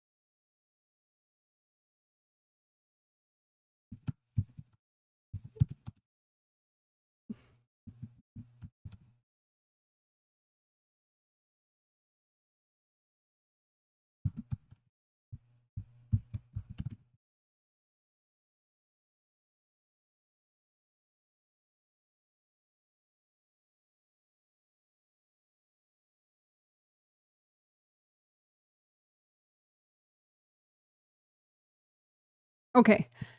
So now we're going to clear, this is something we did in the first, in the triplet set earlier this month, that is on the same theme. And I was noticing that somebody who didn't get that healing set could really use it. And it is something that I think we all would benefit from doing again. Yeah, it was August triplet, healing 2 of 3. As part of experiencing simple pleasures, we removed energy blocks from major chakras that block you from having experiences, or block you from having experiences more deeply, or isolate you. And the example I used, which is very common, is from a parent, like a mom or a dad or an older sibling, somebody who maybe thought they were protecting you, like when you were 3 or 4 years old, but that energy is still in your chakra. So it's having an isolating effect. It's sort of blocking you from really kind of sinking into the moment and really experiencing your moments and your simple pleasures more deeply.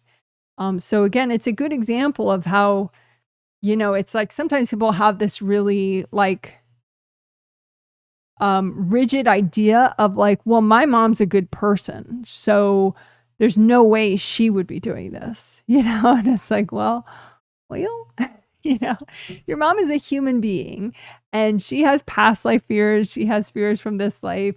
And, she's been through a lot maybe in this life or past lives. And so she wasn't like perfect Buddha at every moment of your childhood, maybe far from it. And so, there are times when she might have really, really meant well, but been invasive. And so it's nice to clear that out now so that you can fully experience, a cup of tea or, a beautiful moment outside or a beautiful moment looking out the window or, some beautiful fragrance or food or whatever, or a meditation or journaling. So anyway, that's explaining. So now we will do doing. Okay. So just imagine it's usually in your major chakras. So 7 astral or 7 physical or both along your spine, 7 chakras, right? So you can just imagine both. You can imagine them in one inside the other. It doesn't matter. So it'll look like one set, but it's really your astral 7 inside your physical 7. Although some of you aren't fully present. Many of you are not fully present. So maybe like 3 is next to 3, 2 is next to 2, 1 is next to 1, or, maybe just 1, you're not fully in 1, so whatever. So the 2 sets of chakras are in each other or close, whatever's the way it is now for you right now, how present you are, right? And so the idea is you just move out what's healthy and gentle to clear right now that's in your major chakras, that is like unhealthy energy blocking you from having experiences socially and just enjoying simple pleasures kind of stuff, right? So lift out any energy from other people in your major chakras blocking you from having experiences. Lift that out. Angels, here you go. Lift it out. Angels, here you go. So just unblock them all while you're at it. You want the energy to like flow really nicely between them. It's not like an energy channel where energy flows from the second into the third, etc. But they should harmonize. They should literally be aligned, like lined up in a straight line, and they should cooperate together. So again, let's do that where we move out experience blocking or isolating energy from other people that's in your chakras. So lift that out. Angels, here you go. We'll do it one more time. And again, it could be from very nice people, but energy from other people that's healthy and gentle to get rid of right now that blocks you from having experiences in your life. Lift it out. Angels, here you go. All right. Good job. Good job. Good job.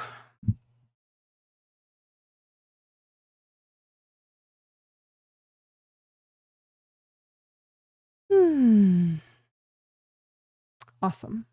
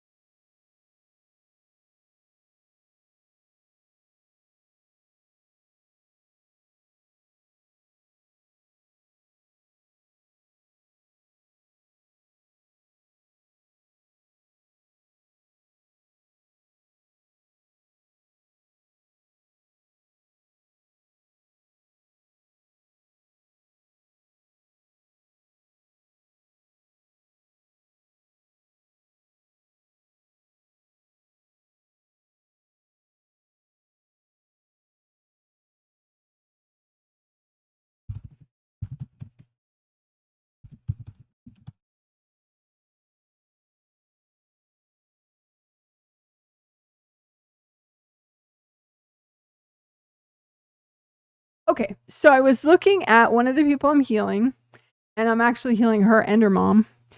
And there's a way in which the mom is controlling the daughter, adult daughter. And it's like the adult daughter is in this prison of the mom's energy. But the only reason she's still in the prison is because she's hoping to gain her mother's approval. And she thinks, well, once my mom approves of me, then maybe I'll get rid of this cage. But I don't want to get rid of the cage yet, because that'll make her feel alienated, and then she'll never give me her approval. So, I mean, I think there's a human need for connection and desire to be loved and appreciated by others. And that's, that's normal and healthy. But I think that, especially subconsciously, there are ways in which that can be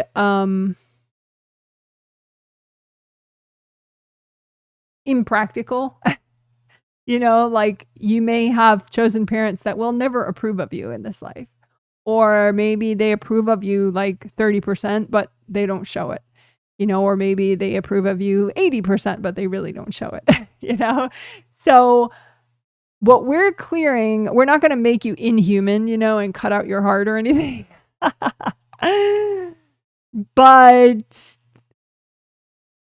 we're going to clear baggage that causes you to kind of beat yourself, beat your head against a wall and try to, part of you that's like holding your breath for, your friend to approve of you, or your, ex to approve of you, or your parents to approve of you, or one of your siblings to approve of you.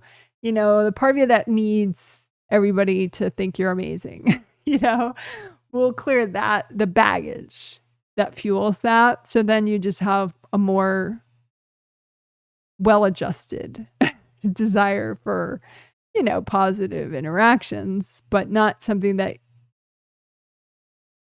kind of,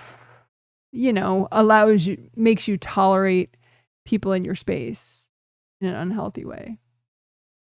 I hope that makes sense. Okay. So we're going to clear your baggage that causes you to have an unhealthy need for approval from others.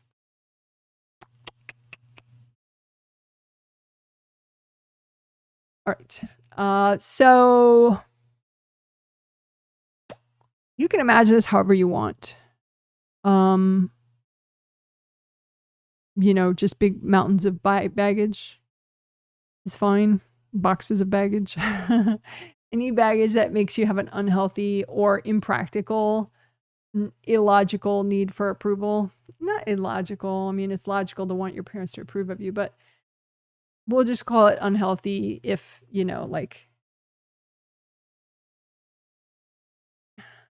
yeah, we'll just call it unhealthy.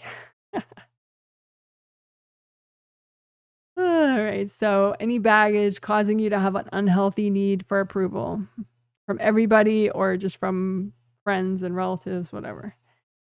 Melt it away.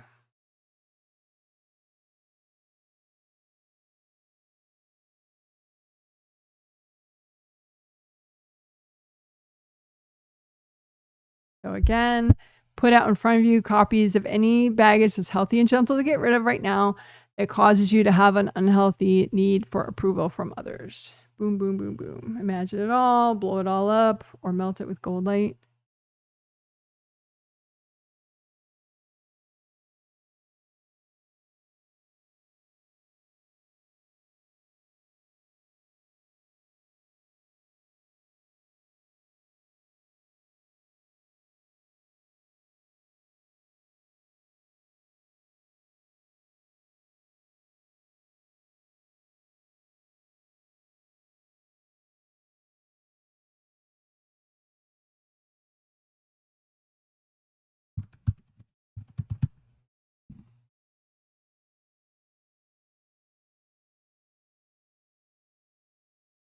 Okay, so this is like the cousin of that.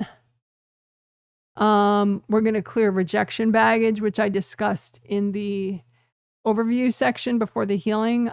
This can help if you're looking for a new job or just in life. So put out in front of you piles of any rejection baggage that you have from this or past lives. Anything that kind of just triggers if you get rejected, or triggers preemptively if you're putting yourself in a situation where you might get rejected, or makes you not put yourself in that situation. You know, like you may not be applying for jobs, even though you should, just because you're afraid that you're going to get rejected. So just put all that rejection baggage out in front of you and melt it away.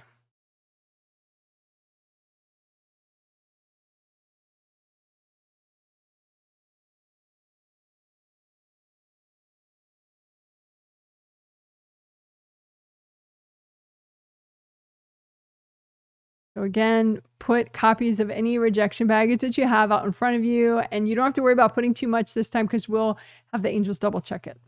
So put all your rejection baggage out in front of you. Say, angels, is it okay and healthy and gentle to clear all this right now?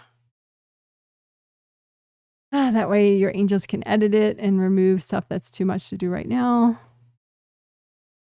And then go ahead and melt it or blow it up, anything that's left over.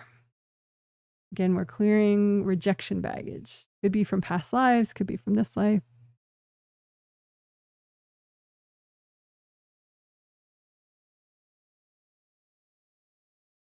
Anything that's left over, you could blow it up or you could give it to your angels. Angels, can you help me with this?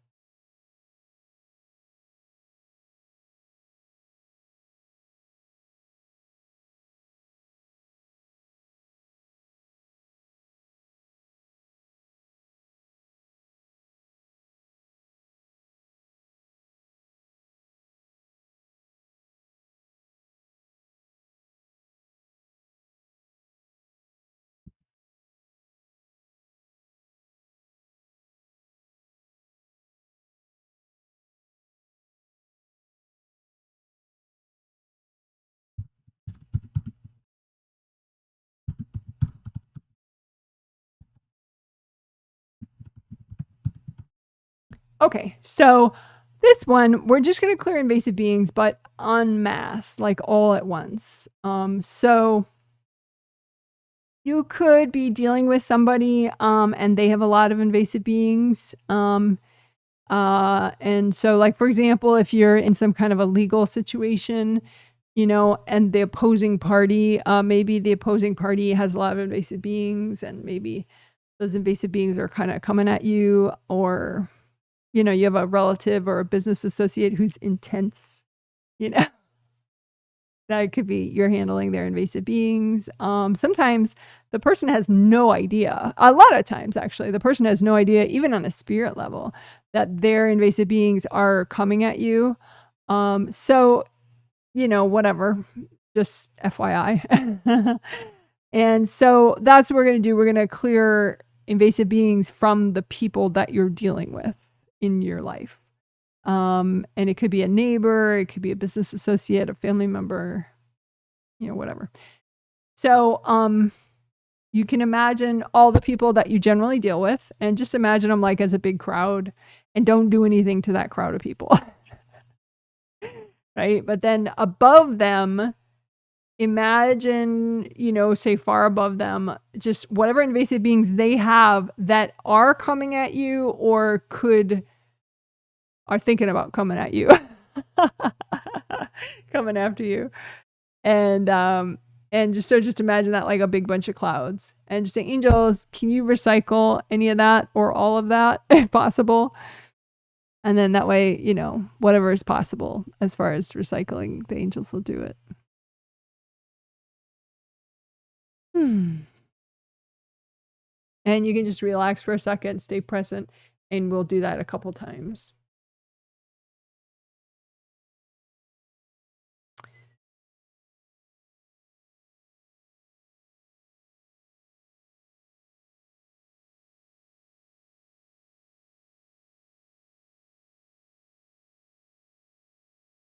So again, you can just imagine all the people that you deal with, even like remotely, like you know, if you rent, then include your landlord in that. You have neighbors, family members, you know, yada yada. So big crowd of people, all the people that you deal with. And don't do anything to that crowd of people. But far above them, imagine they're invasive beings that either now are targeting you or are likely to target you, and just say, angels, can you recycle any or all of those invasive beings?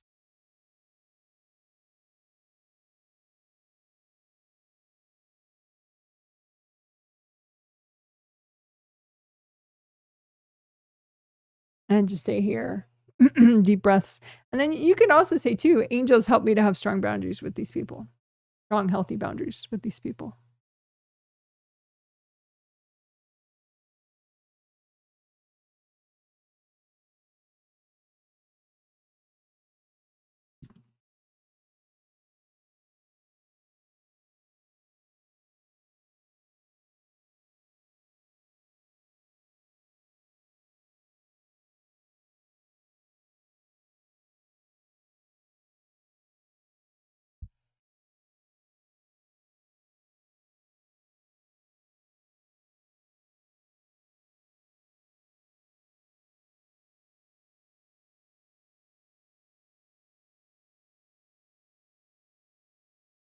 Okay, so one of the last things that we will do is unblock your spiritual path. Last things we'll do in this healing today.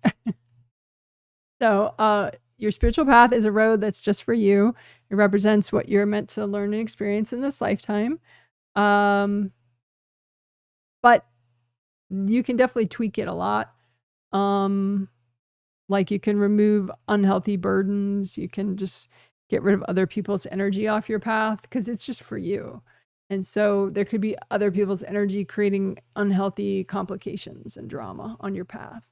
You could have some invasive beings like literally throwing energy at you on your path. And, you don't have to put up with that. Just get them recycled, right? So imagine your path, lots of gold light. You can do like a tricolor soak for your path. Red earth energy, bring it down. Orange earth energy, bring it down. Yellow earth energy, bring it down.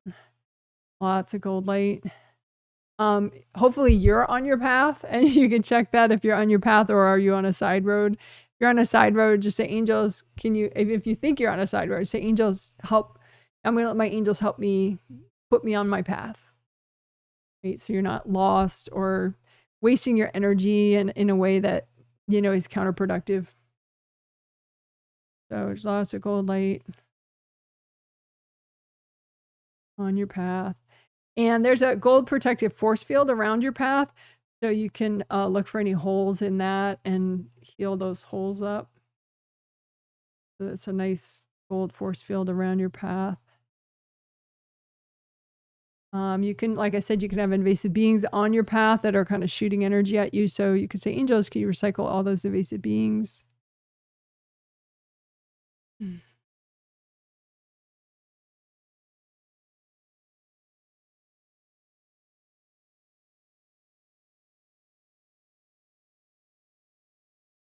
You can have burdens, like heavy burdens from family or some other reason on your path. Maybe it looks like they're on your shoulders, that part of you that's on your path, or it's like a big boulder you're dragging behind you on your path. So you can lift off any unhealthy burdens off of you on your path. Lift those off. Angels, here you go. Lift those burdens off. Angels, here you go. I said we would clear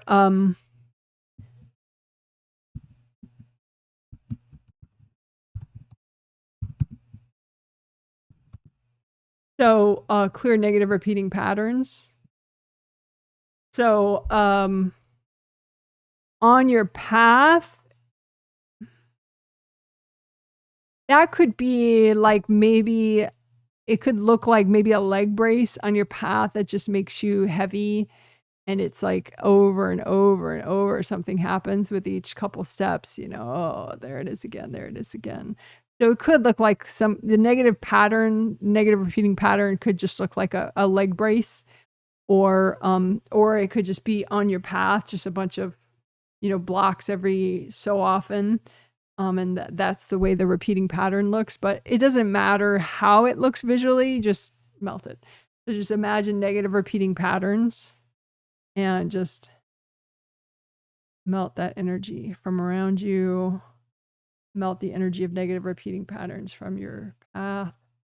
Now, sometimes a pattern repeats like that because you're not learning what you're meant to learn. And so the universe is like, all right, fine, one more time, So it could be that sometimes you get so caught up in something, you're not realizing the bigger picture, you know, about self-love and peace of mind. And, you know, it could be that you're always finding something that's wrong. You know, there's always somebody harming you. There's always some big disaster. You know, and so what's the learning of that? Well, you know, maybe if you clear enough of the pain, then you get to have that learning moment. You get the realization. And so then you don't have to keep having it happen to you, right? So, but sometimes there's just so much pain that you're just locked into it again and again and again, right? So that's what we want to, as we look at you on your path and we look at the energy on your path, any pain that just kind of locks you into your repeating patterns. So you just can't get the learning. I mean, you can, but you haven't yet. It's just hard to get the learning from it and overcome completely so it doesn't keep repeating, right? So any pain and heaviness and burdens that are blocking your learning so you can really get out of your repeating patterns. So melt that pain on your path, around you on your path. That makes it hard for you to, you know, like kind of snap out of it and realize what you're meant to learn. So, that heavy pain, that heavy burden that's locking you into the repeating pattern, just melt that away with lots of gold light. Lift it out, melt it away with gold light.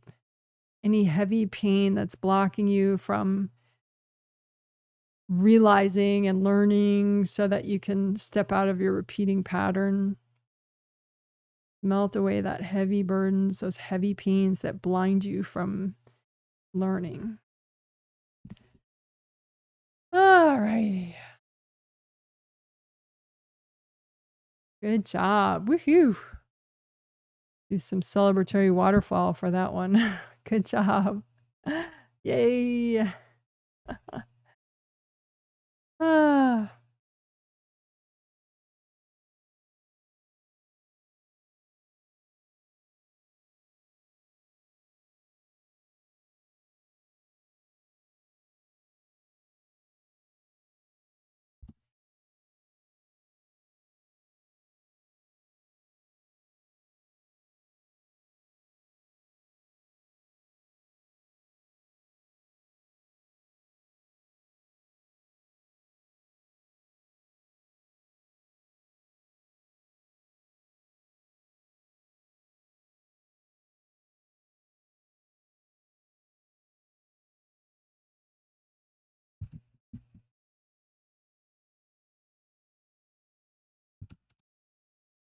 Okay, so now we'll do 2 steps together.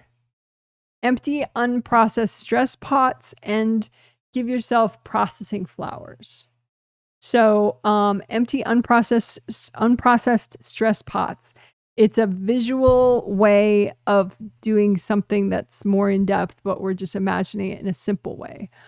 So literal, I mean, you don't really have pots in your space, right? But you have, if you're kind of caught up with your processing, then you're able to deal with new stressors that maybe take a little bit to process, right? But if you're too full already and you're kind of behind on processing situations with your life, then you have no room for a new stressor at all, right? You just feel like, I'm up to here, right? So just imagine all your unprocessed stress pots that you have, even ones that you'd like to ignore. Imagine how full they are and just use red earth energy and gold light and just catch up. You know, just melt away all the junk in your unprocessed stress pots so they're nice and empty. You have a lot of room, head space, mind space, heart space, so that whatever comes your way, you'll have processing room. You'll be okay. You'll be able to cope.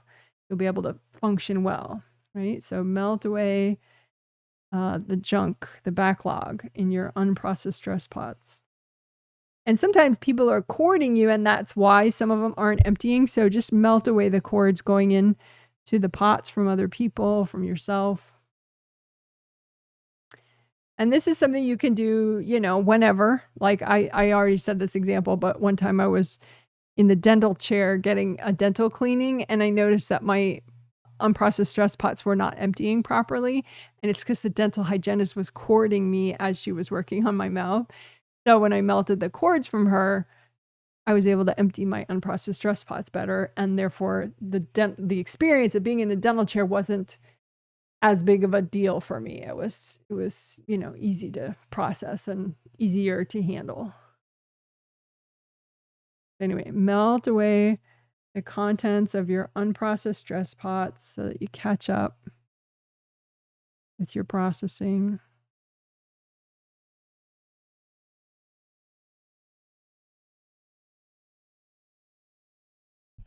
Good job. And then processing flowers are energy healing flowers for you that just help you help nourish you in a way so that you're ready to catch up on your processing and to just, you know, be more clear-headed and alert and functioning.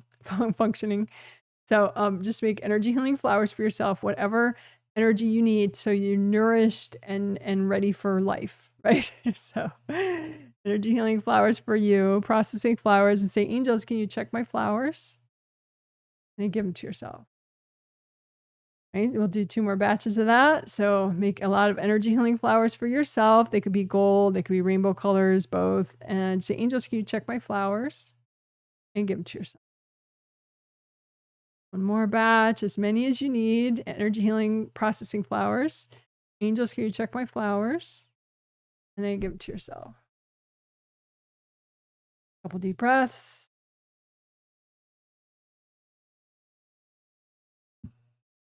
All right, so then we'll do wrap up, including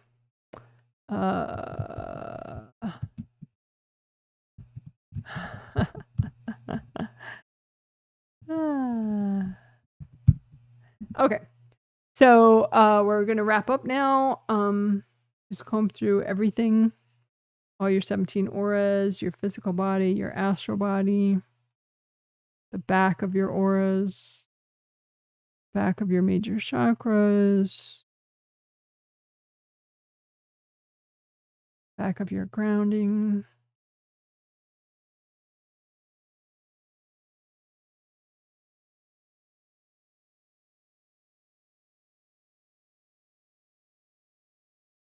Check chakra filaments, which connect your physical body chakras to your astral body chakras. Just do a little extra repair and unblocking of your chakra filaments.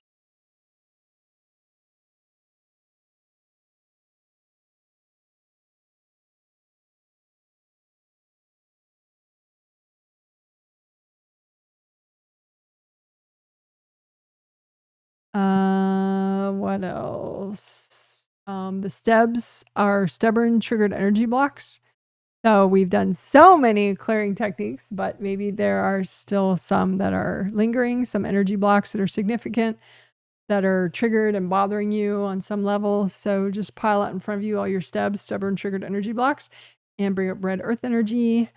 Use gold light to melt away cords going into them from other people and from yourself. And just use gold fire. You could blow them up, melt away your resistance, melt away other people's energy in them, and so they all just melt away. 1 more time, STEBs, put out all your STEBs, red earth energy, gold light, melt the cords, melt the blocks, or blow them up, or give them to your angels. Angels, can you help me with these? Rad blocks are blocks that are causing resistance or avoidance or denial. Rad, resistance, avoidance, denial. So those are always going to be in your way. Anything that's causing an unhealthy level of resistance or avoidance or denial, right? So pile out in front of you any baggage that's causing an unhealthy level of resistance or avoidance or denial, and you can blow it all up. You can melt it with gold light. Your rad blocks. So, and you can just keep putting out more and melting them away. Anything that's healthy and gentle to clear right now that's causing resistance or avoidance or denial, just pile it up. The angels, is it okay to clear all this? And then just go for it.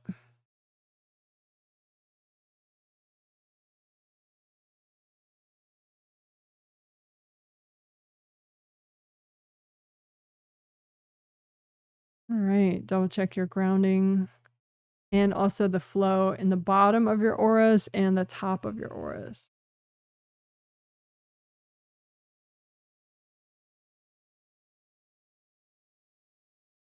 And along your spine.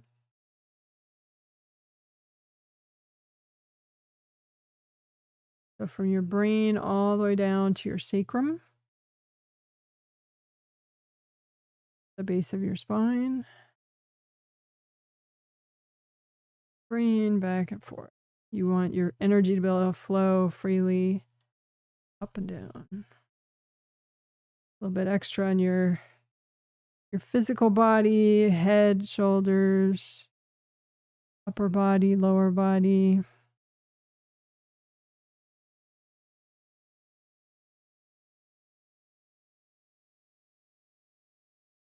You can tell your body, hey, I'm safe. It's okay. Today's going to be a good day. Sometimes physical bodies are kind of like kids. You want to be reassuring and supportive. Hey, it's okay. I'm safe. We're safe. We can have a good day. Today's going to be better than yesterday, or, whatever kind of incremental growth, rah, rah, that you could say. Even like you could say, I'm grateful to be alive today, something like that. Thank you for another beautiful day in paradise, You can say that to your angels, angels, thank you for another beautiful day in paradise. It's nice to recognize what you have. Maybe it doesn't feel like paradise, but if you kind of own that concept, it can feel more and more like paradise. Your daily life, where you are. Sometimes you kind of have to nudge yourself towards gratitude. I'm grateful for today. I'm grateful for that I'm breathing. Grateful that I'm walking. Grateful for my health, whatever health I do have. Double check your grounding. And as we wrap up, you can just say, angels, can you help me finish this healing? Angels, can you help me to enjoy simple pleasures today and every day?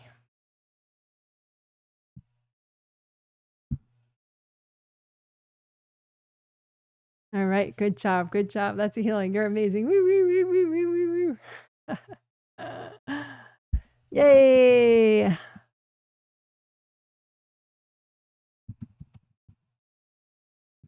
Okay, so the healing is done. I'm going to check for chat comments that I missed. If you have any comments about the healing, about the theme, what the healing was like for you, a particular technique we did, feel free to text that right now. Of course, you can comment under the video later if you wish, and I will reply when I have time under the video. I'll be sending out a post-healing survey link for people that I healed. So if you choose to, you could take a minute tomorrow, Monday, on that survey, and that could help me as I study results and plan the Tuesday healing.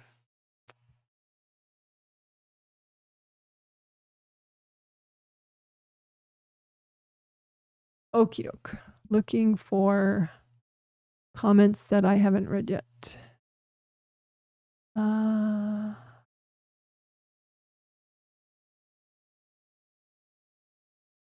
Mrs. Alice have resistance to when we do garden work too. Yeah. So keep informing me about that in your surveys. If that has changed at all, or if it's just as much as usual.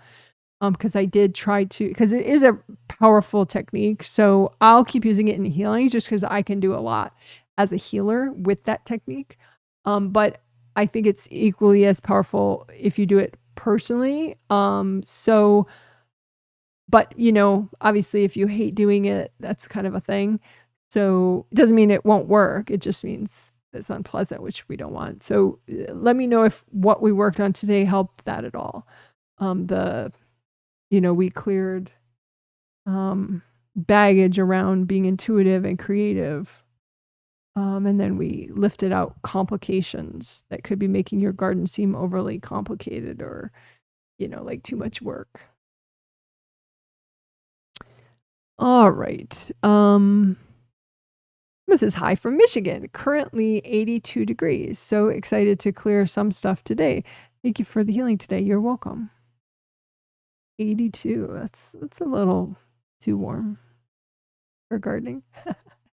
It's mostly just that because my front yard is where the garden is, and it's all wood chipped, and for some reason the wood chips make it like a sauna. Like they really reflect the heat very well. I don't know.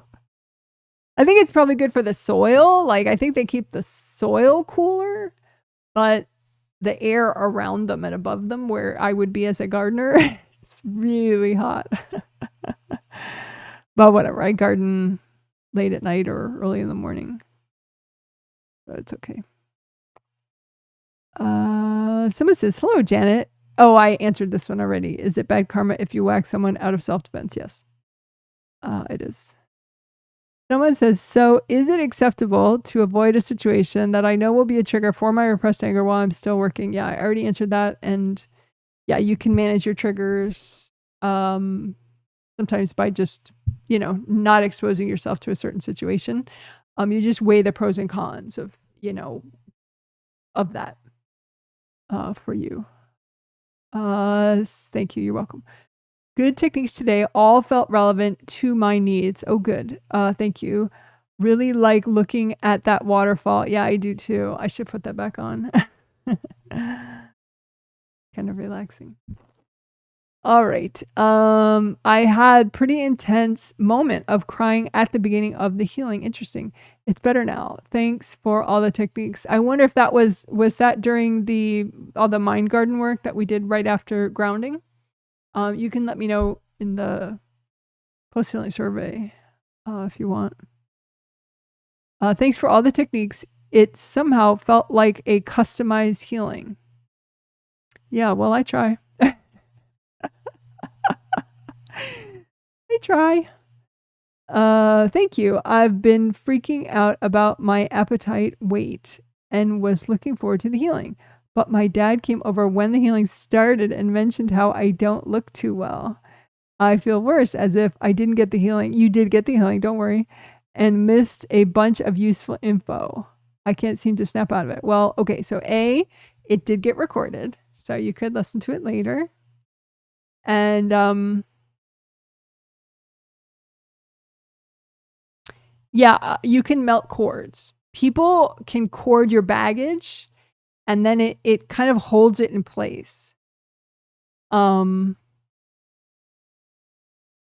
It's like if there's a piece of paper, and then like say there's a piece of paper, right? And then there's a tack, holding it on the wall. Well, okay, you can't get this. It's going to be hard to get the piece of paper down unless you remove the tack, right? So on an energy level, this piece of paper is some of your, victimization and, need for approval baggage, right?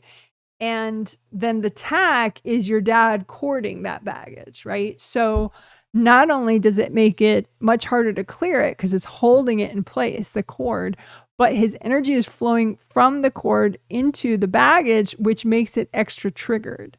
Now you really feel like a big fat loser of the universe, right? But you're not a big fat loser of the universe at all. It's just old baggage, even from past lives, that he's just cording and triggering.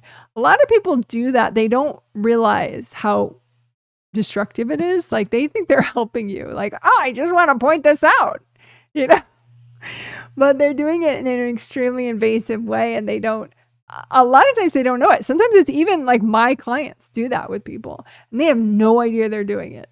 And so, because observing is a touchy thing. You know, sometimes you see things, you recognize things with people, but it's best to not say anything and to like just work your boundaries, right? So, because when you say something, that person's going to get triggered. And if you're invasive, even accidentally, then you're courting it and holding it in place. And it's very unpleasant for the other person and bad karma for you. It's a mess, right? So, long story short, just melt all the cords from your dad and then melt the baggage that he was courting. And it's actually very appropriate for the healing, so don't worry. You're right in there with what we're working in this healing. So it's not like you have this sort of image like you're a kid and you didn't get to go out to recess, and so you miss recess, but spiritually that's not what's happening. It's just that the baggage makes you feel that way. Right?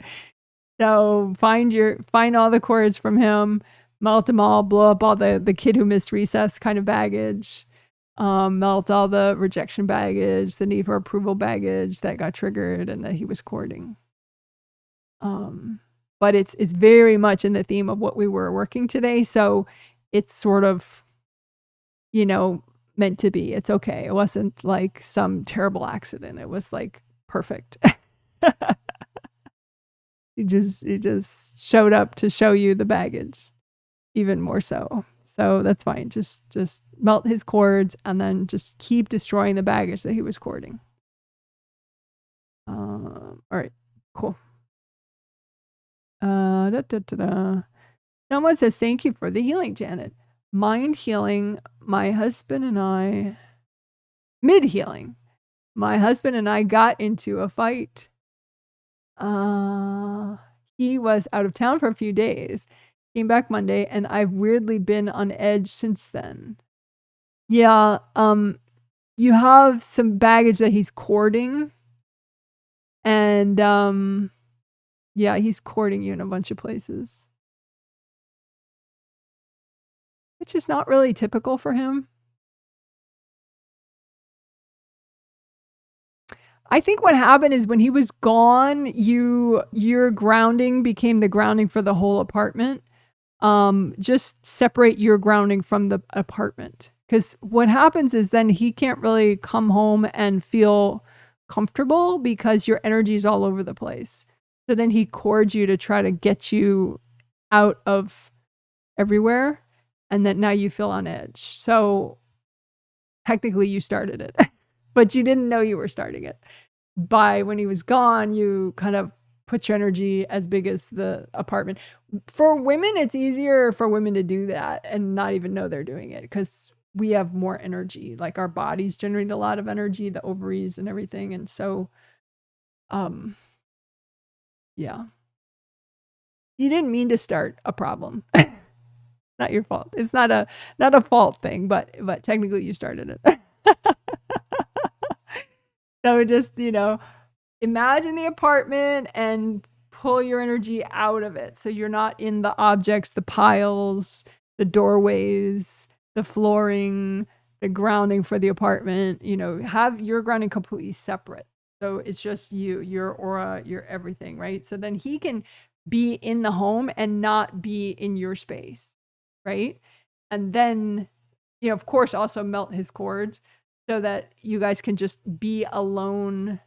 I call it supportive solitude, where you're both in the home, but you're not interacting with each other, but you're both like, yay, you're awesome, but you're like, you get to be alone in your own home when that person's also in the home because you're separate. So anyway, you can do it.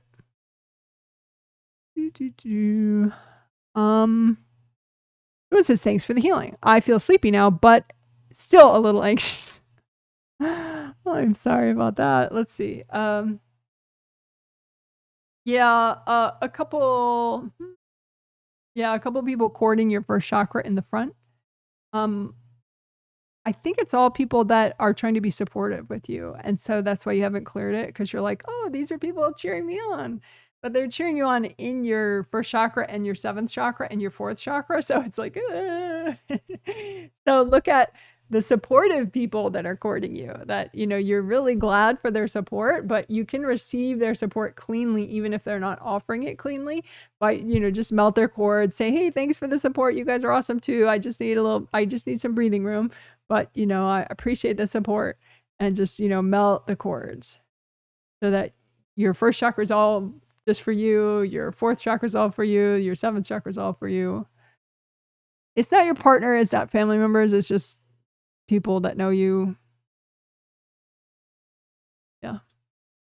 Okay. Someone says, if we stop obsessing on an obstacle and focus on learning our lesson and break the pattern, does the problem go away, or our perception of them as problems go away? Aha! See, you're getting this. Your perception of the problem. I mean, it depends on the situation. But yeah, typically, I mean, for your situation, which is sort of more what you're asking about, I think your perception of the problem as a problem would go away. Yeah. I think it's just past baggage and fears and repressed anger and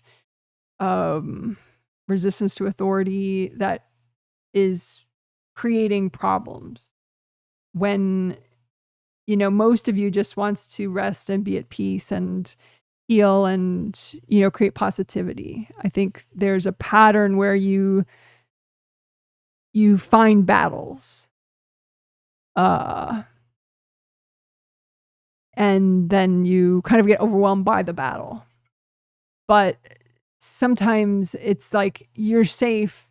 There's no war. You know, you're projecting a feeling of a lack of safety, and you're projecting that people are wronging you when maybe they just aren't very concerned about you, but they're not technically wronging you. And so it's like it's kind of both, you know, your perception can change. You can feel safe again. You can feel comfortable again. You can realize that, you know, it's like once the repressed anger clears, the repressed anger with authority and the fears clear, then it could feel like the war stopped. But it's really, you cleared so much baggage that now you have peace and you feel safe again. So I hope that makes sense.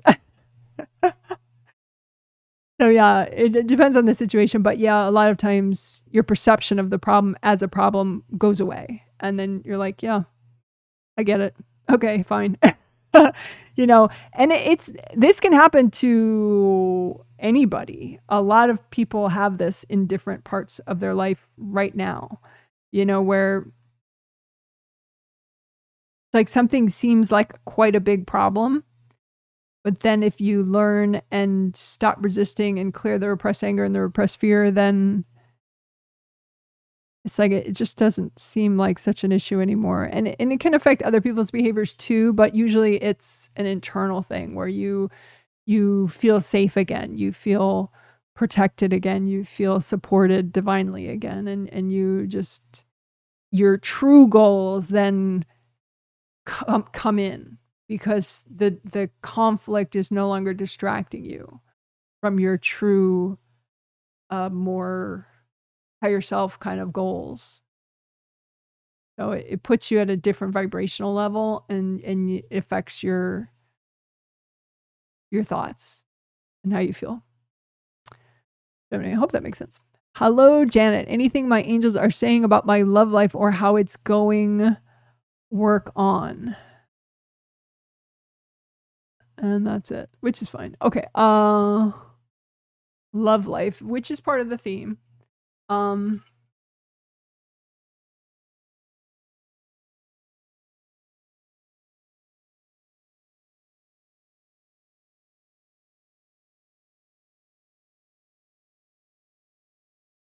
I think that they do like a couple things that we did today a lot for your love life. Clearing rejection baggage, and clearing repressed anger. So clearing repressed anger, we did a little bit during Mind Garden, towards the end of the Mind Garden work, right after grounding. But we did a whole section on repressed anger that they especially like for you, after Good Karma Windows. The section would be called Clear Repressed Anger, and that one they especially like for you. But also then a little further on in the healing, clearing rejection baggage.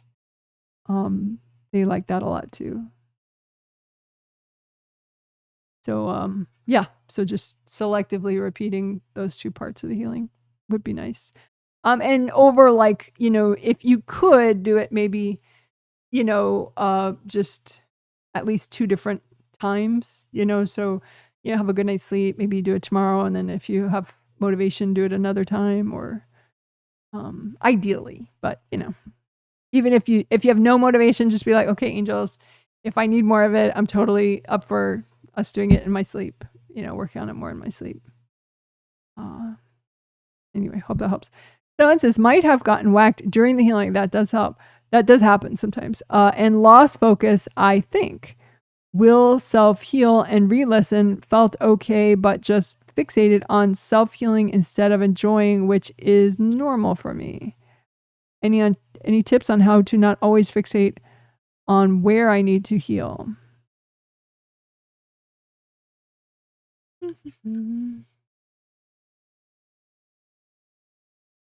I don't think you got whacked during the healing. I think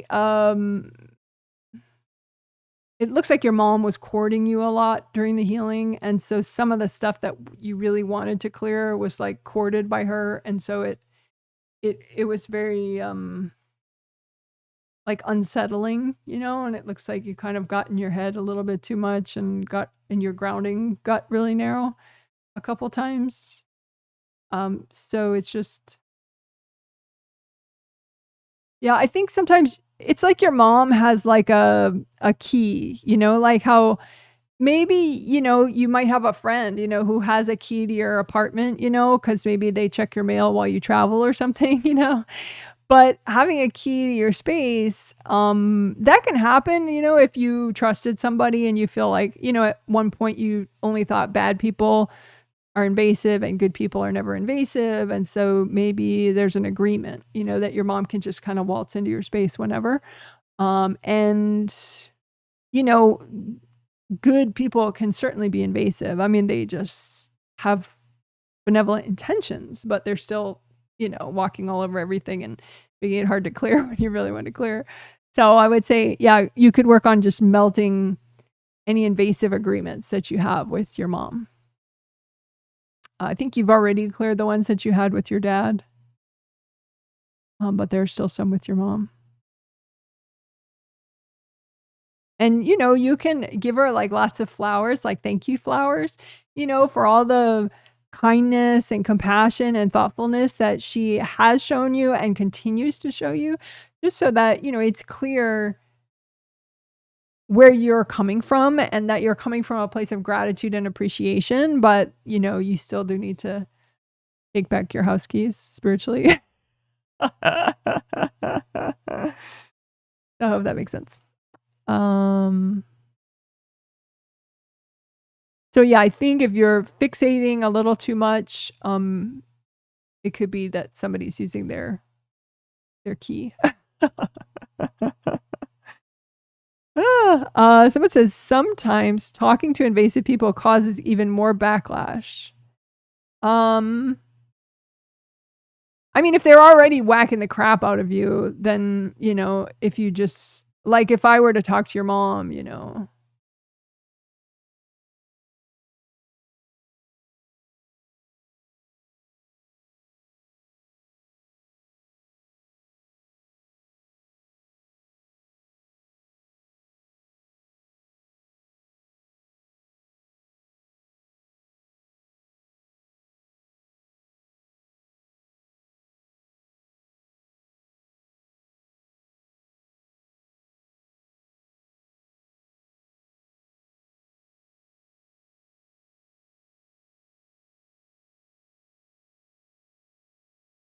Okay. So I talked to your mom, and she, you know, at first was just like yelling about how much she hated me and how much she hated you. And I was like, okay, yeah. I said, but, you know, can't your angels help you with that? And she said that she was too scared, and that she was scared of everything, including her angels. And I said, well, okay, but your angels can help you clear the fear of angels so that then you can get the help you need. So you could just say, you know, angels help me clear fear so that I don't fear my angels. And so she said that, and then they helped her clear that. So now she's getting some help from them, which she wasn't getting before because she was too scared and angry even of her angels. So now she's just like, you know, like in bed, and they're healing her, like spiritually. She's just like lying down and they're working on her. So she still says, like, you know, go to hell, you know, but she's not like, it's not an aggressive go to hell. It's like, I still don't like you. So, I think it's how you talk to them.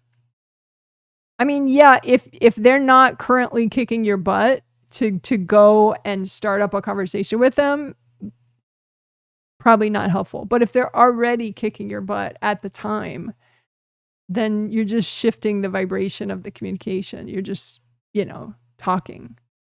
So I don't think that makes it worse. I mean, what's worse than getting whacked a ton? You know, there's no worse. So anyway, hope that helps.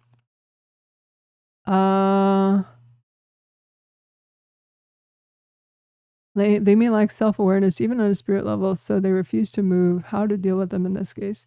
Yeah, so anyway, I hope my example of when I was actually talking to your mom helps you realize what I'm talking about. Okay.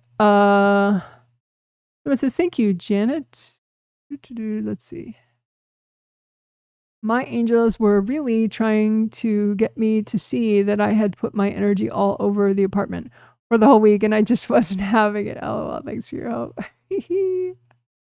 We do supportive solitude a lot. The phrase sums it up perfectly. Oh, good. Someone says, I healed myself. Yes, and I healed you. I don't know if you checked your email about that, but yes, you did get this healing. Did I do okay? I'm really off my game and feeling very victim-y. Yeah. I mean, you did okay in receiving the healing because I did email you about it. You are getting this healing set. I just emailed you right for the healing, and you definitely received the healing. Your healing yourself worked as well.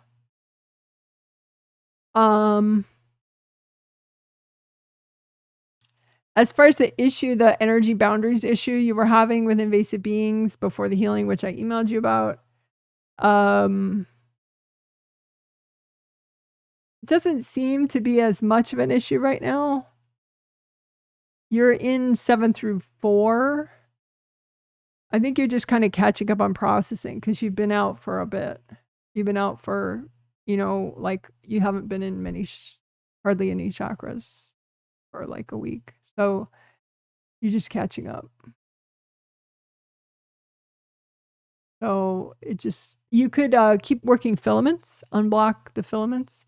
They're not particularly damaged right now, but that helps process faster. You know, if you've been blocked up, you've been out for a while, like just keep unblocking and healing your chakra filaments and good karma windows, I would say too. And that can help you kind of catch up more quickly.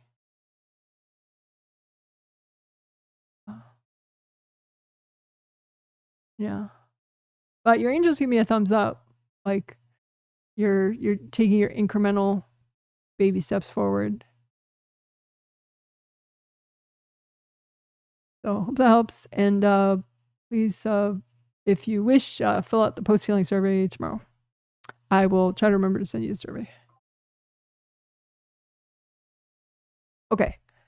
Someone says, hi, Janet. I did work on my gardens a lot, and in almost most of them. I find my mom and I clean it. She is been suffering from insomnia and hasn't slept in weeks. I tried to help her by recycling beings, but I haven't been successful in helping her at all. Yeah, I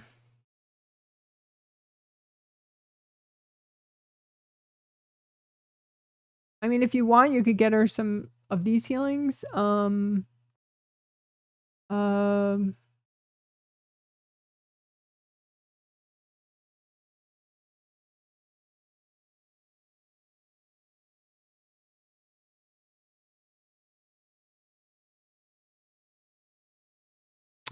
What you could do is focus on like repair with her that is leaking. She leaks a lot of energy from physical body chakras and even more so from astral body chakras and creative rings. And so if you're that leaky, and that can just be from cracks, but if you're that leaky, then that attracts a lot of invasive beings. And invasive beings, they tend to have there are some that are super heavy, but there are more that are sort of like, it's like you had too much coffee kind of a feeling. They're they're really fast moving, vibrating. And so it's hard to rest your mind enough that you can have sleep. So, I don't know if she drinks any caffeine, but if she does and you can suggest that she stops, that would be a step. But yeah, just leaks. Just repair the chakras, use your intuition so that, no more leaks, because you can get rid of a lot of beings, but if the person's still leaking, they'll attract a whole bunch more 5 minutes later. So, I would say that's the main thing going on. So it's not that you don't recycle a bunch of beings, it's that she's so leaky, she attracts more right away.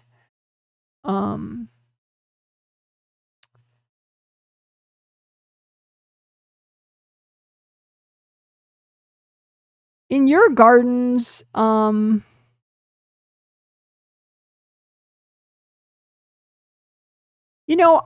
would say with her, you could clear agreements because you have these sort of oppressive agreements with her that like you're supposed to carry her on your back, kind of like how your husband has with some of his in-laws.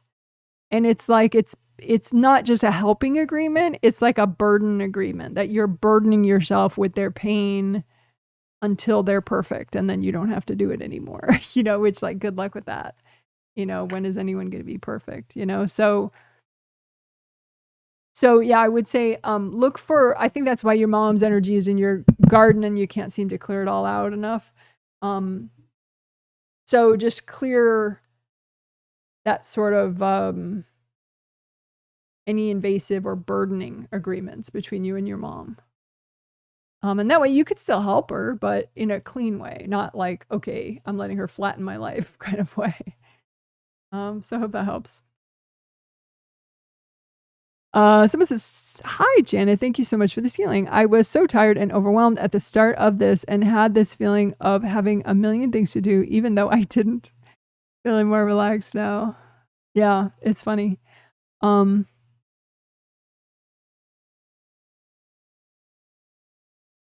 Yeah.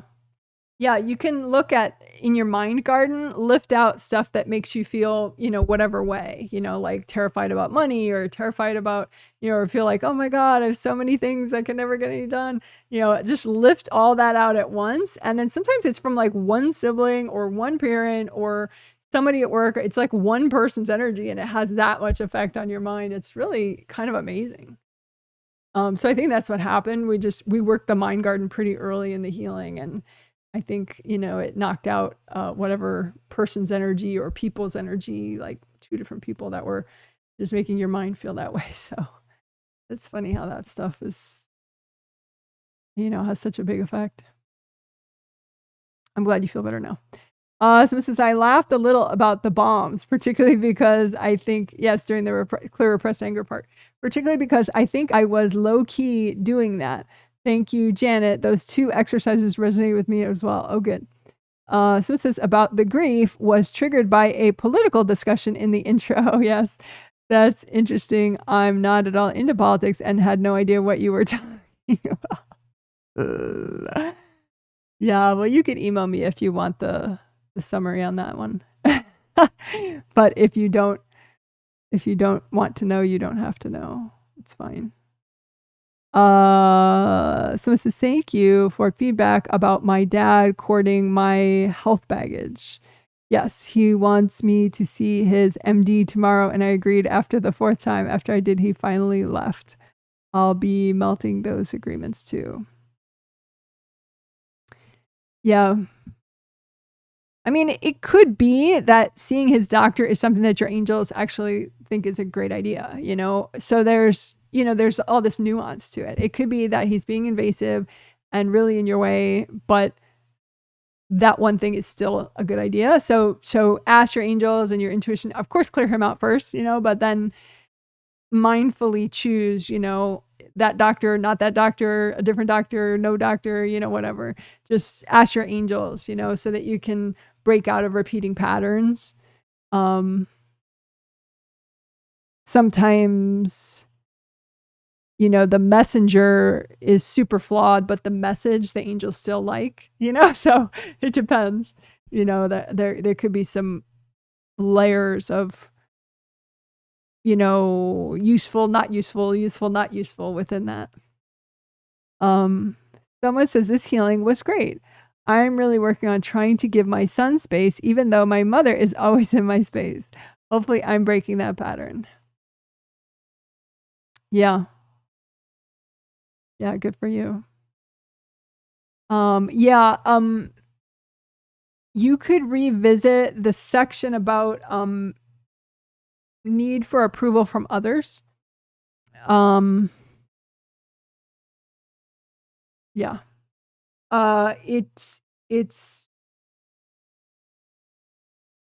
It'll be like 1, 2, 3, the 3rd section after good karma windows. Clear need for approval from others. There's like an explaining and a doing that, could be interesting to redo for you. Oh my God, thank you so much. You're welcome so much. Oh, you finally checked your email. All right. Oh, okay. So now just a little garden update and doggie update.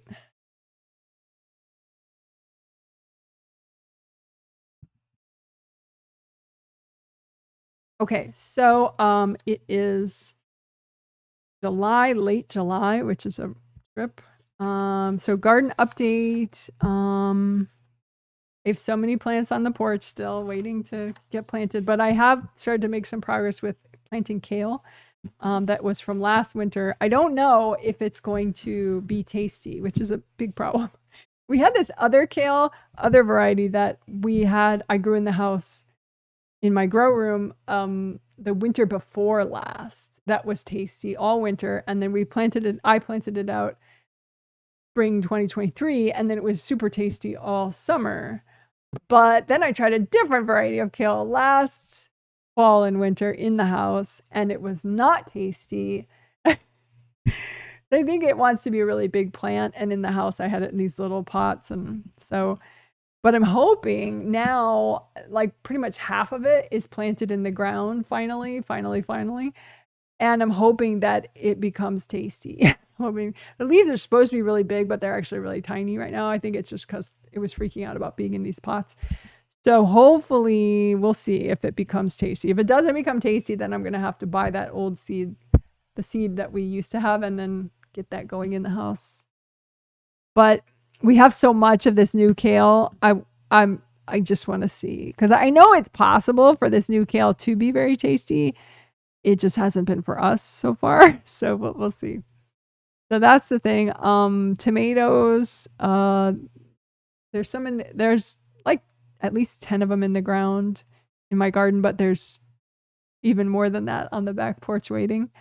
And I want to give away some of them, but I want to plant some, so I don't know how many I want to give away, so plus giving away is so weird. Like, people can be so like it takes a lot of time, to coordinate with people, and they only want one, or it's like, I have like freaking 18 of these. Who's going to come and take all of them now? So we'll see. But I'm making slow progress. You know, I pulled up all the garlic. I have to hang it to dry, but it's spread out a little bit, so it's drying. So that's kind of exciting. Oh, and I have 2 flowers from the garden to show.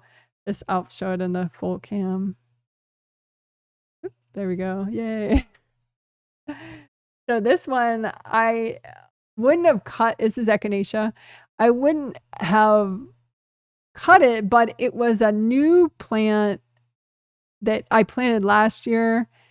I grew from seed last year and I planted it, and it came back a lot. Some of them don't come back, you know, after the winter. And this one came back, but it came back as like one, you know, big long one that grew tall, and that's it. And so you should cut it so then it grows multiple flower stalks. Now I didn't want to cut this because it was like the one flower. I was like, you know, but I had to cut it so that hopefully, you know, it takes the hint and grows a whole bunch of different flower stalks. So we'll see. But it looks really cute.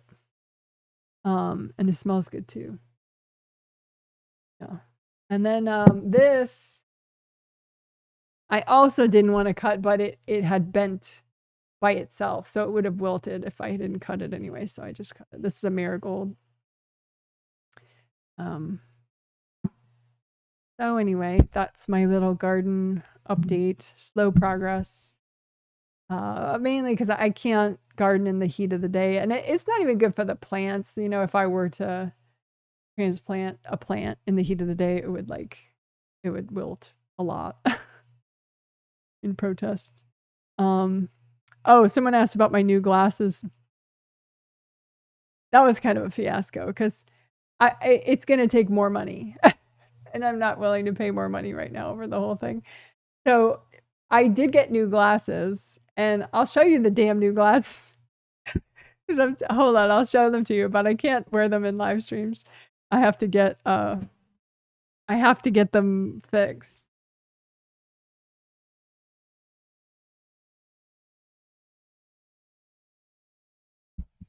So anyway, these are the new glasses. These are not new glasses. These I got from Amazon. They're really cheap, inexpensive. But these I got, this one is the most expensive pair that I got. But the prescription's wrong. So I have to go back to the eye doctor, get a different prescription, and then they have to give me new lenses. And I just don't want to pay all that money because I already paid so much money to get the eye exam in the first place. So this is one of the glasses, which I liked at the time, but I don't like this fishbowl effect. It makes my eyes like kind of big and googly, which is like freaking me out a little. I don't know why they do that. I think it's something that she did to the lenses, which she probably thinks makes me read better, but it's really annoying. I don't like my eyes looking like, you know, like I'm some kind of big giant fish eye. So I have to ask her about that. I don't want my eyes to look giant like that. Like freaking me out. Plus it's the wrong prescription. Like I can't read people's comments right now. I'd have to go.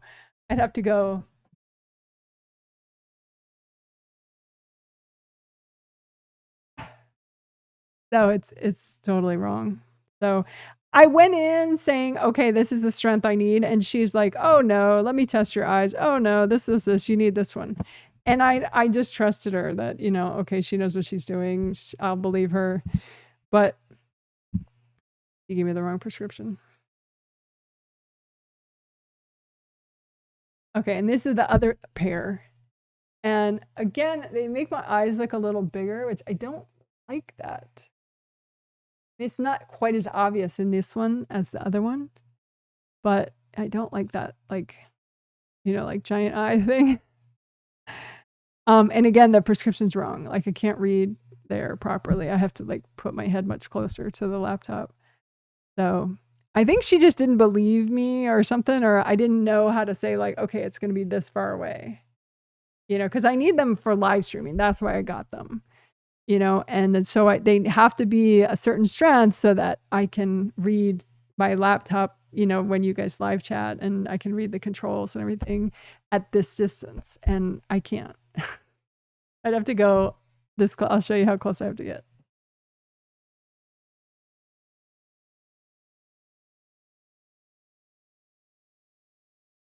No, I mean, that's not going to work because I need to put my pages out. I don't want the camera so super close. So whatever. It was a total fail. I mean, not a total fail, but you know, it would require more money, significantly more money to go back, pay another appointment, pay for a new prescription, hope that this time she understands what I need, and, you know, and not get the fisheye thing. I don't like that fisheye thing where my eyes look giant.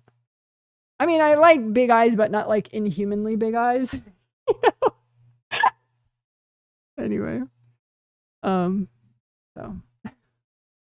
Izzy's doing pretty well. We took both Izzy and Smokey, Izzy our dog and Smokey our cat, into the vet, and we actually did have a good vet appointment.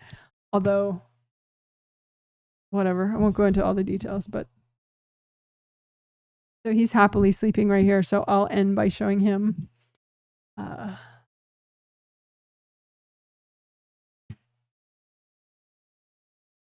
So there he is right there, looking all cute. He's sound asleep, which is adorable. Both he and Smokey, they don't sleep on the pillows. Sometimes they sleep in the gap between the pillows, like on purpose. Pretty cute. So anyway, I hope you guys are gonna have a good morning, evening, afternoon, whatever's next for you. Hope you are enjoying summer to the extent that you can. And I hope you don't get freaked out by, you know, sometimes it's like you feel like it's supposed to be nirvana because it's summer, you know, and like everybody else is having fun and you're not. So I hope that you just can take one day at a time and appreciate what you can and just, you know, acknowledge that, you know, your angels are with you and you're amazing. All right. Well, congratulations. You're fabulous. Woo! All right. Take care, everybody. Bye. Next healing is in 2 days on Tuesday. And if you want more info, check out my website, jwhealing.com.